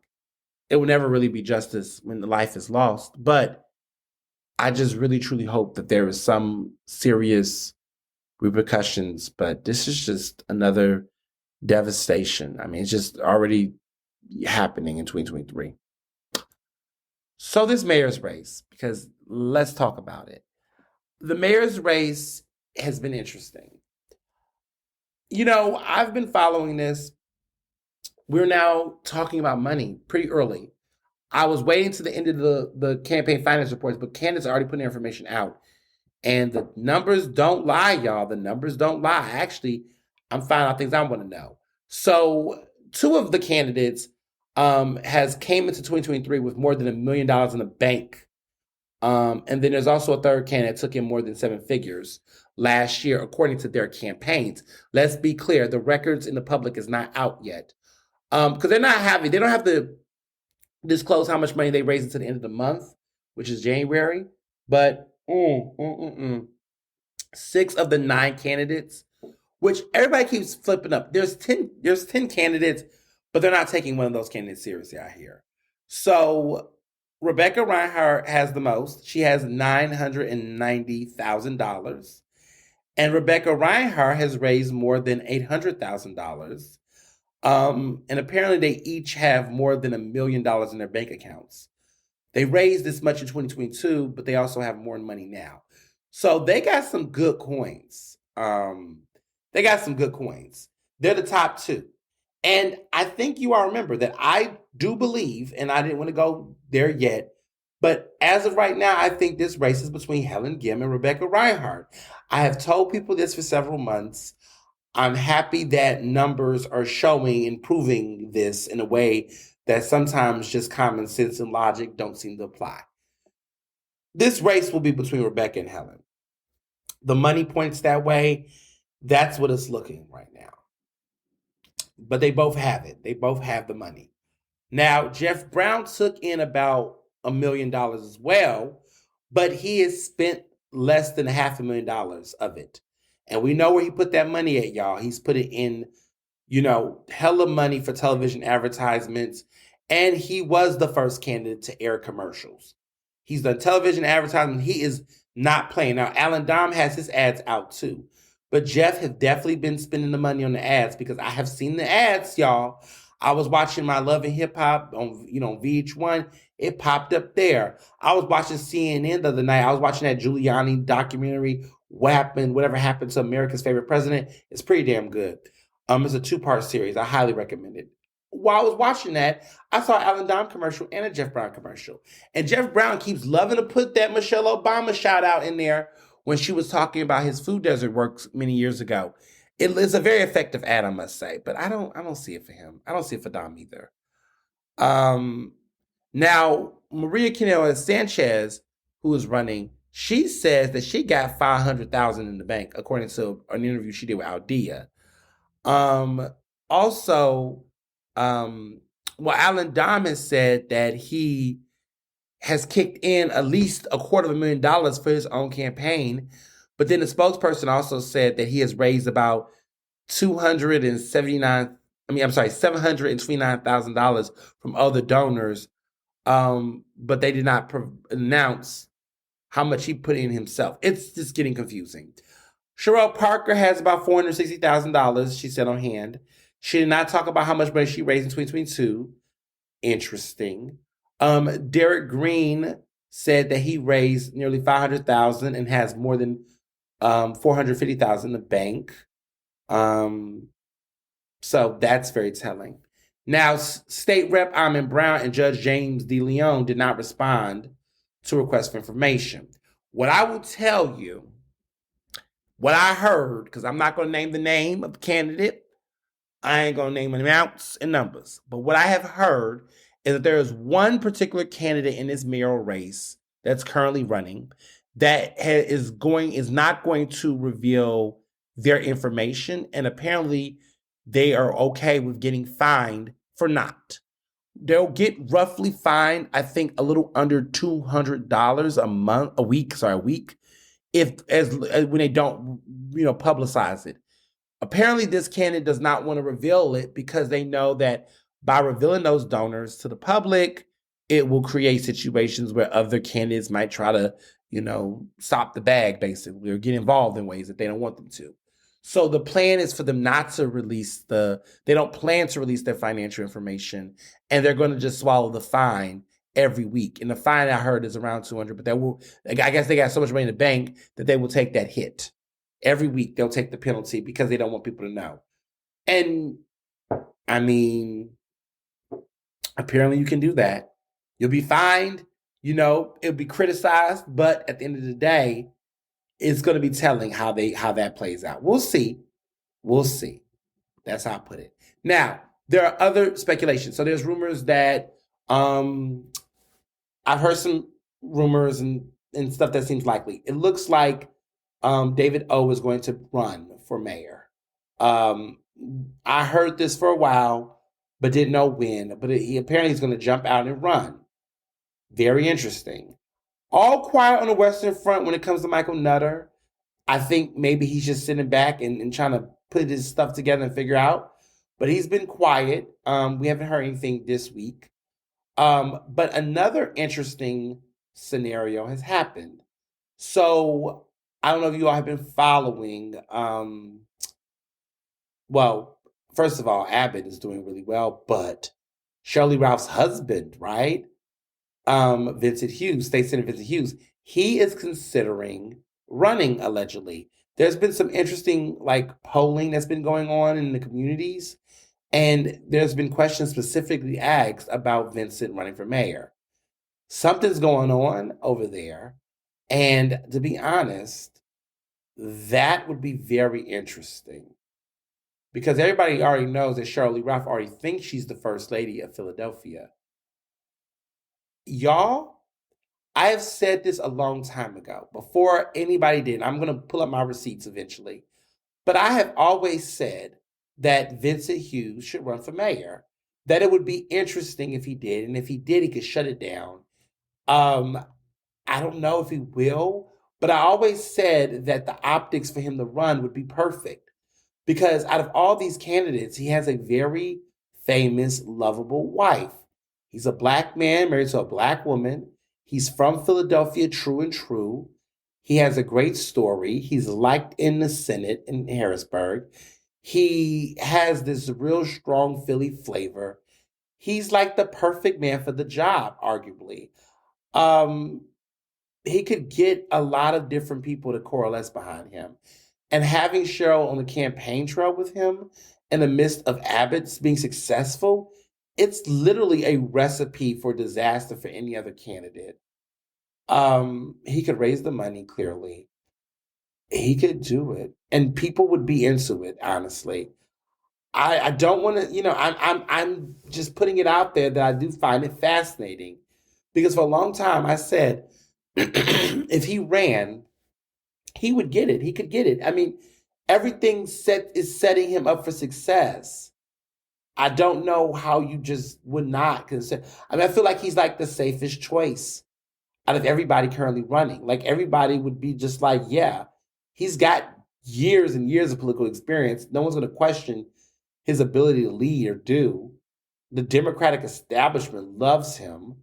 I just don't know how he loses. I don't know anyone who does not like Vincent Hughes. Well, let me take that back. I know some people, some elected officials. But like, no, for the most part, publicly, you don't hear him in any scandals, controversies. You don't hear nobody talking shit about him publicly. People can feel how they feel behind the closed doors, but he's got a very strong base behind him. I wouldn't put it past him.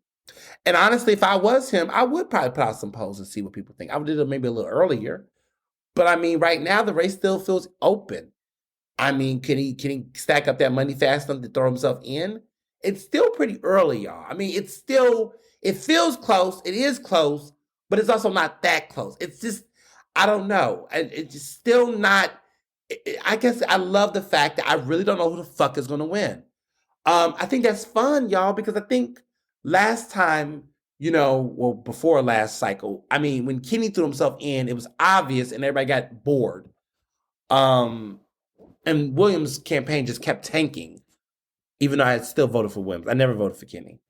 But we'll see. We'll see. We'll see. Maybe he won't do it. Maybe he's just, floating the idea. Speaking of floating ideas, Johnny Doc is broke, y'all. He has to get a paid attorney. Philly Mag had published this piece talking about this, and I was like, what? He ain't got no money? Really? It sounded like he might be broke, apparently. Yeah, it's wild. Apparently there are financial affidavits that Johnny Depp had to submit to a judge. And this is according to Philadelphia Magazine. We did this story. But I was fascinated by this, that apparently one of his attorneys said, quote, Mr. Doherty has incurred astronomical legal bills in excess of $1 million since the inception of this case. Because he's still on trial. He has other cases, y'all, okay? Moreover, a family member, quote, moreover, a family member is critically ill and requires extensive around-the-clock care, which is extremely expensive. And after an analysis of Mr. Doherty's financial situation, the court correctly asserted that Mr. Doherty is entitled to the assistance of a court-appointed counsel. It's wild. And he just sold his South Philly home for $500,000 after listing it last March for $550,000. So he took a $50,000 cut. But apparently they have scheduled this embezzlement trial in April. And mind you, he still has a conspiracy and extortion case after that. It's not over, y'all. He's got 2 more cases He's got this embezzlement trial in April, and he's got a conspiracy and extortion case after that. Johnny Doc is done. He's done. He's cooked. It's wild. I mean, it's just baffling to me. Like, in this story, they said, oh, how the mighty has fallen. It's a lot. He was a kingmaker. He helped Kenny win with the landslide back then. He was huge. Johnny Doc was huge. Not so much now. Political corruption, man. Political corruption. Just speaking of corruption, speaking of everything else. Prince Harry. So I have some thoughts on Prince Harry now. I had some last week, but I have some now. I took a little second read of Spare, which is selling like hotcakes, okay? Millions. It's the book that went platinum. I've read it again, reread it, listened to some audio.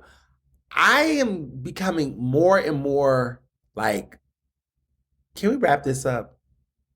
Can we wrap this up? I'm not really, I don't know. I'm getting really over the whole royal family.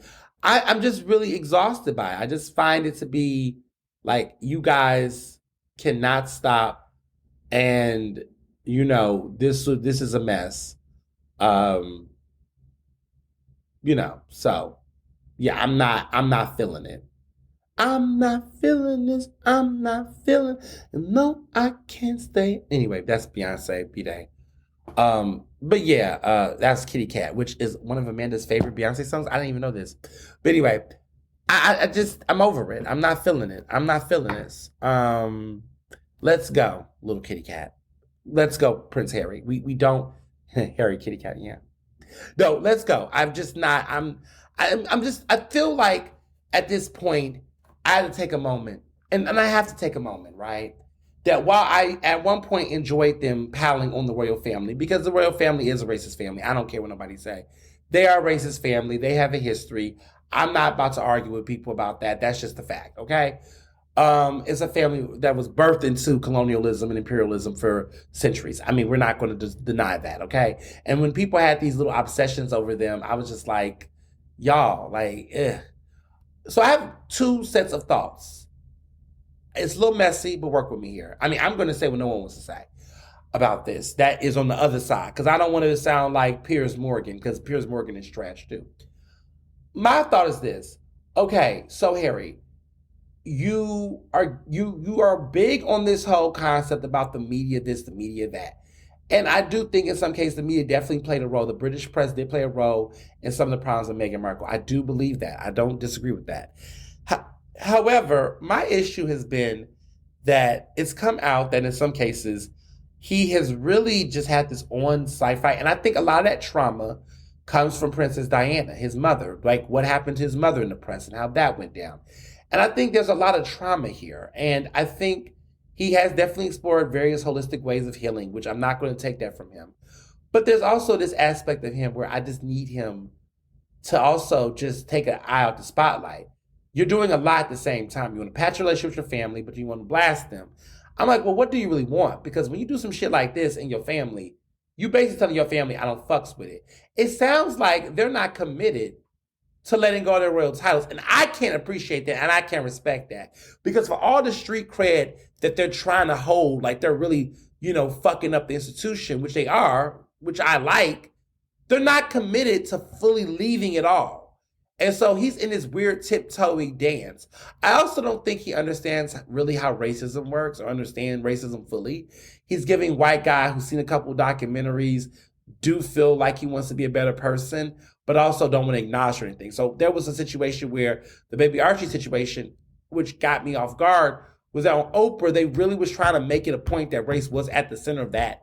Now they're trying to say they don't think it's racist. Then the other old lady who just got in trouble over there in the British family for saying some stuff or being a certain way to somebody, he also don't think that person's racist. They love that person.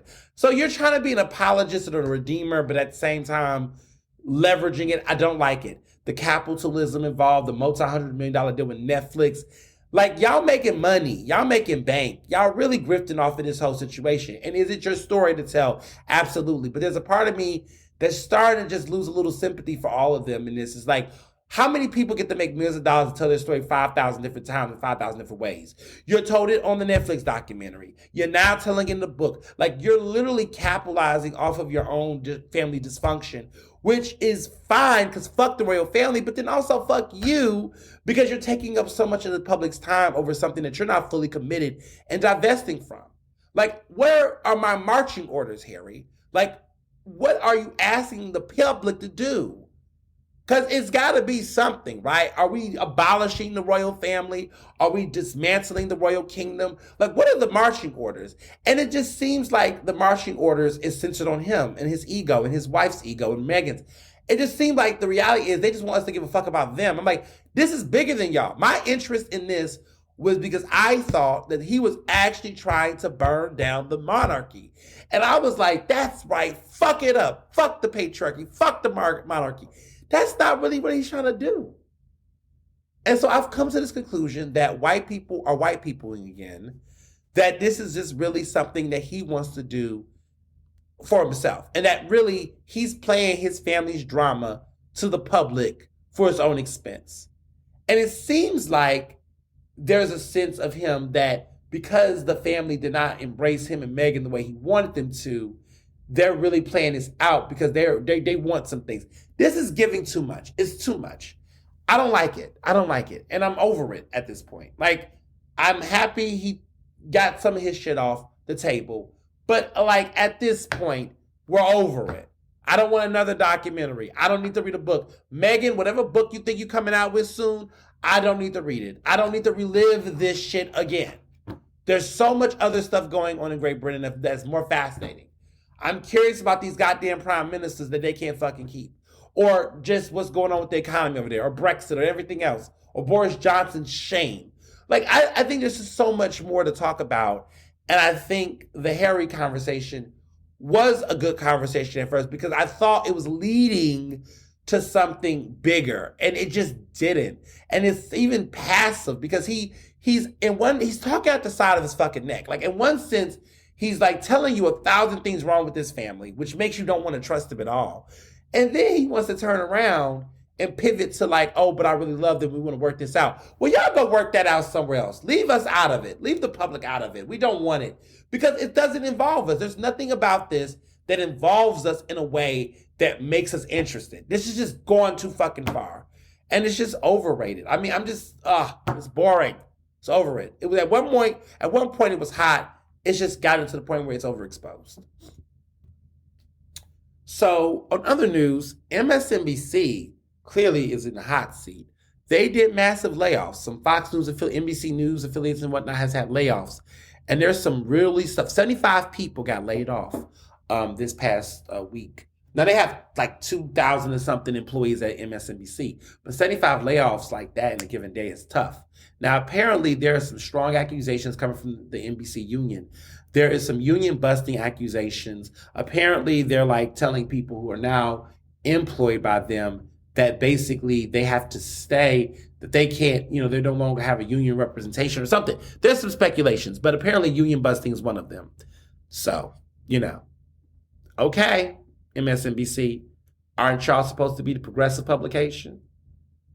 I thought y'all were supposed to be the ones supposed to be setting a better example. I just think it's interesting. So, yeah, there's been a lot of drama going on. There's been 2 deaths that happened in the news. Lisa Marie Presley, which is the daughter of Elvis Presley, has passed away in her early 50s. I think she's like 52 or something like that. She passed away. And it seems so tragic and just random because she was at the Golden Globes with her mother, Priscilla. And, it's just so, it's so sad. But she went into full cardiac arrest on Thursday morning. She had severe stomach pain only hours before. And she passed away. It's just so sad. She was literally at the Golden Globes, watching Austin Butler win Best Actor in a Drama for his role as her father.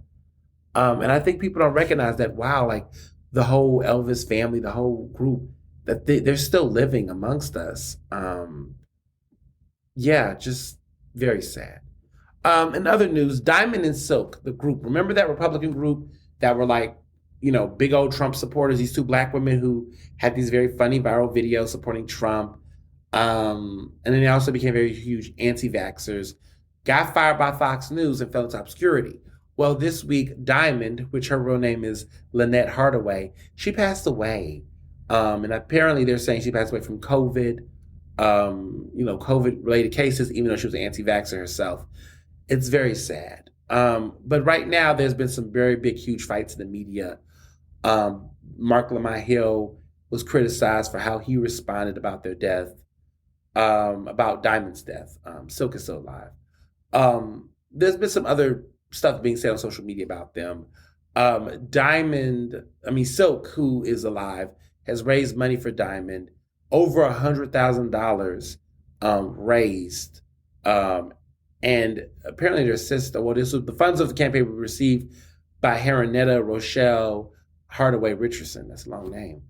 But Give, Send, Go is the place they put it out there. And they've raised over $100,000. So it's been a lot. And they want to proceed, they want to preserve her legacy and acknowledge her. Okay. Death is complicated, and it's interesting for so many different reasons. But I've always just been on the case that any of these types of people who pass away, like when Herman Cain passed away from COVID-related cases, I believe, even though he was at that rally that night before, you just can't help but notice the ironies and hypocrisies there. But I just think, when it comes to certain people who don't really hold real power and influence, okay, she died. And I don't got to piss on her grave or just disrespect or just add more insult and fury. I just think people who do that, I'm just like, I guess, but I don't know. I just feel like it's not worth it. It's not worth the attention if it backfires in certain cases. But then again, I was someone who, called out and became in the New York Times obituary, for somebody that people love to hate. And I just think about that situation. Goodness, it's not funny, but I'm thinking about Kevin Samuels, and I was in his obituary in the New York Times. And, Kevin Samuels had died. He was a YouTube personality earlier last year. And I had spoke about the impact of his behavior when he had done. But, I'm not celebrating his death. I just understood why people were not necessarily mourning his death, except for some folks, right? So, wrapping up this week, movies. I have seen some good movies, revisited some movies. I went back and watched Elvis. It is now on HBO Max. Go back and watch it. If you haven't seen it, if you was wondering, watch the movie. I think Baz Luhrmann was the director who did Moulin Rouge, The Great Gatsby, some really big high-end films. He directs Elvis, and Elvis, it was a good movie. Tom Hanks was in it, but Austin Butler starring as Elvis was pretty damn impressive, I must say. Finally saw it. I appreciated how they explored the conversation around race and Elvis really well. They did not shy over his drug addiction. They did not shy over the decline of his career. It was a very fascinating film of just seeing the life of someone as legendary as him. Very, very interesting film. Highly recommend it.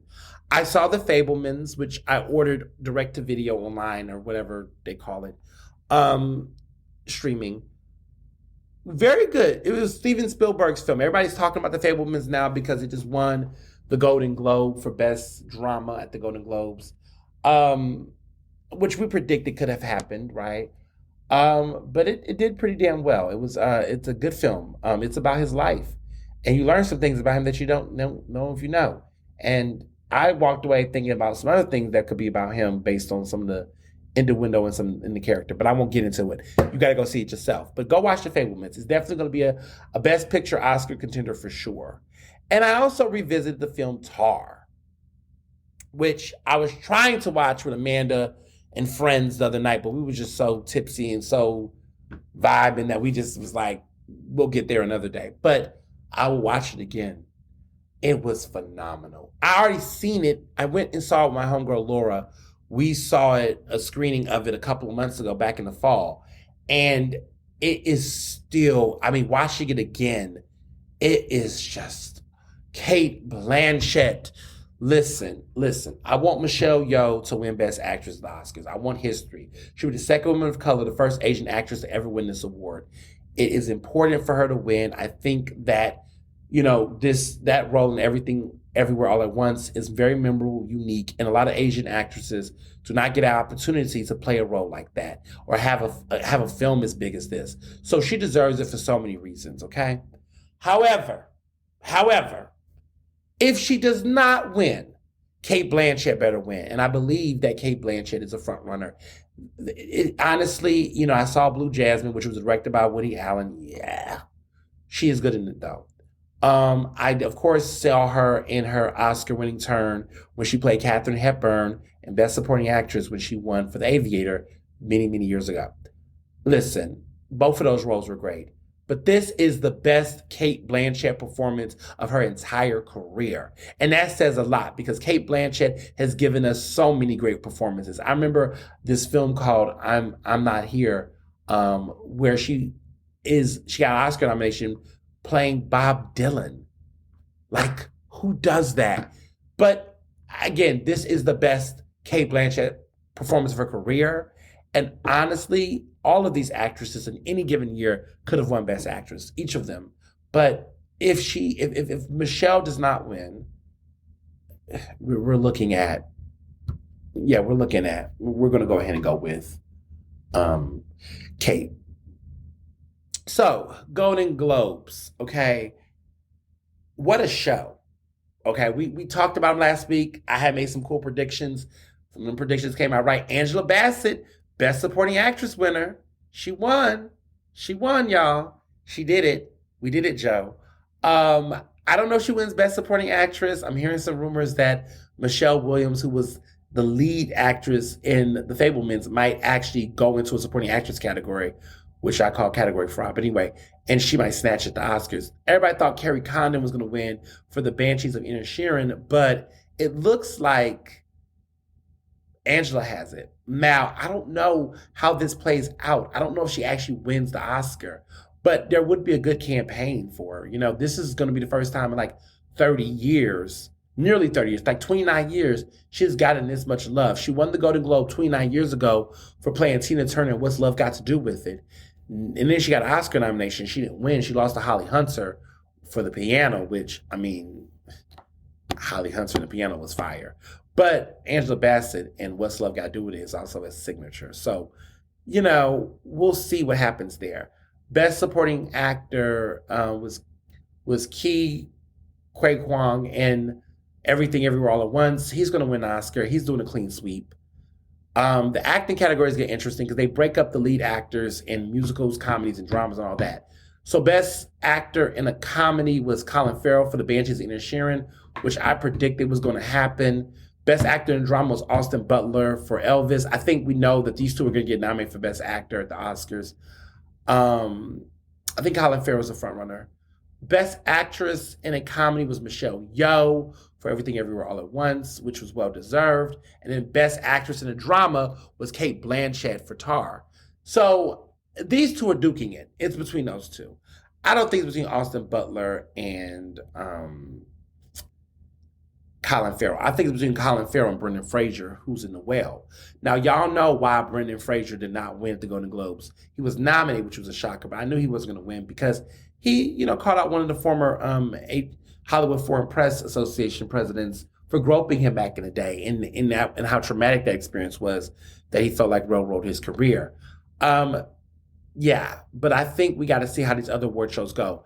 Critics' Choice Awards is coming up very soon. following that I want to see how the critics feel about these performances, because that's going to tell us a lot about who's going to win or get closer to winning an Oscar. And then SAG nominations came out, which was a big damn deal. Again, Angela Bassett was nominated for Best Supporting Actress. Michelle Williams was nowhere to be found over there by The Fabelmans. But there was the same slew. It was Austin Butler for Elvis, Colin Farrell for The Banshees of Inisherin, Brendan Fraser for The Well. It's the same actors in the conversation. So we're going to see how SAG plays it out for all these characters and everyone. But also, everyone asks me when I talk about Jared Carmichael, who's the black gay comedian who was the host of the Golden Globes. I wasn't crazy about it. A lot of people were like, he was keeping it real. He was this, he was that. Sure, I guess. But as a person who likes award shows, I just felt like he was flat. I just felt like some of them jokes didn't stick. That Whitney Houston, the hospital joke, or Death, She Died in This Hotel, that little joke he made, not feeling that. The Scientology call out was dope. I mean, that was definitely a memorable moment. But a lot of his opening monologue and some of the other things he did, I just felt like he just was the oddball. And I don't know if that was intentional or not or whatever, but I just felt like we just needed a more robust host. I mean, I just give me a host that's spicy, got flavor. Apparently got $500,000 to do it. God damn, right? Like, what? $500,000 to just kind of be mediocre? And I digress. But nonetheless, the show was good. Abbott Elementary swept. I mean, did really, really well. Except Best Supporting Actress in a Comedy. I thought that was an easy give. They gave it to that Julia Gardner for Ozark. I'm so happy Ozark is over because this white girl keeps taking and knocking out everybody in every category. But let me be clear, Julia Gardner is a great actress. So she deserves her awards, but in some cases I was like, come on. But like Quinetta, I said it right, Quinetta Brunson, won Best Actress in a Comedy, which is good. I'm happy her acting is getting nominated because I always felt like they were caught up in the writing and producing, but I'm happy she won an acting award. Then there was also James Tyler Williams, who also won Best Supporting Actor, which is a big old shocker. I didn't see that coming. He had a nice outfit on. He's a good actor. He won for his supporting role in Abbott Elementary. But Shirley Ralph and Janelle James lost to Julia for Ozark because they didn't have a comedy supporting actors section. So I'm curious to see how this is going to play on other award series. I'm staying tuned. Now, as far as TV I've been watching, love Abbott Elementary. This episode was hilarious. Every episode they've been doing has been hilarious. But I really enjoyed this show. I'm really in love with the show. It's just such a thoughtful show we need. I hope it wins Best Comedy next year. I don't think Ted Lasso is going to be in contention. I hope there's no new season Ted Lasso coming because I really want Abbott to have its moment and really sweep. I've been watching this documentary, like I told you, on CNN called Giuliani, What Happened to America's Favorite Mayor. I don't know if he was America's favorite mayor, but I get it. Very good history on him. Part 1 ran last week. This weekend, part 2 was coming and has come. It's what a good idea, right? Because like I was sitting there thinking about him the other day, just randomly. It's like, what the hell happened to this man? At one point, he was Times Person of the Year, y'all. I don't think a lot of people remember that history of him because, again, it was a New York story. But it's interesting how his whole entire aura and reputation has declined, for sure. So, in wrapping up before I conclude, next week marks officially the 1 month away from the book. I can't tell y'all how excited I am to be on this side of the fence. 1 month away, the countdown continues. More news to come, more details to come. I am 1 week away from being a month away from the book release. Woo! Exciting. Butterflies. Super excited. But, love you all so much. And as always, be well and be best. Ernestly Speaking is recorded in Philadelphia, Pennsylvania, and can be found on Apple Podcasts, Google Podcasts. To stay up to date with the latest on the show, follow me on Facebook, Twitter, and Instagram at Mr. Ernest Owens. Use the hashtag Ernestly Speaking to tell me what you thought about this episode, and check out my website at ernestowens.com.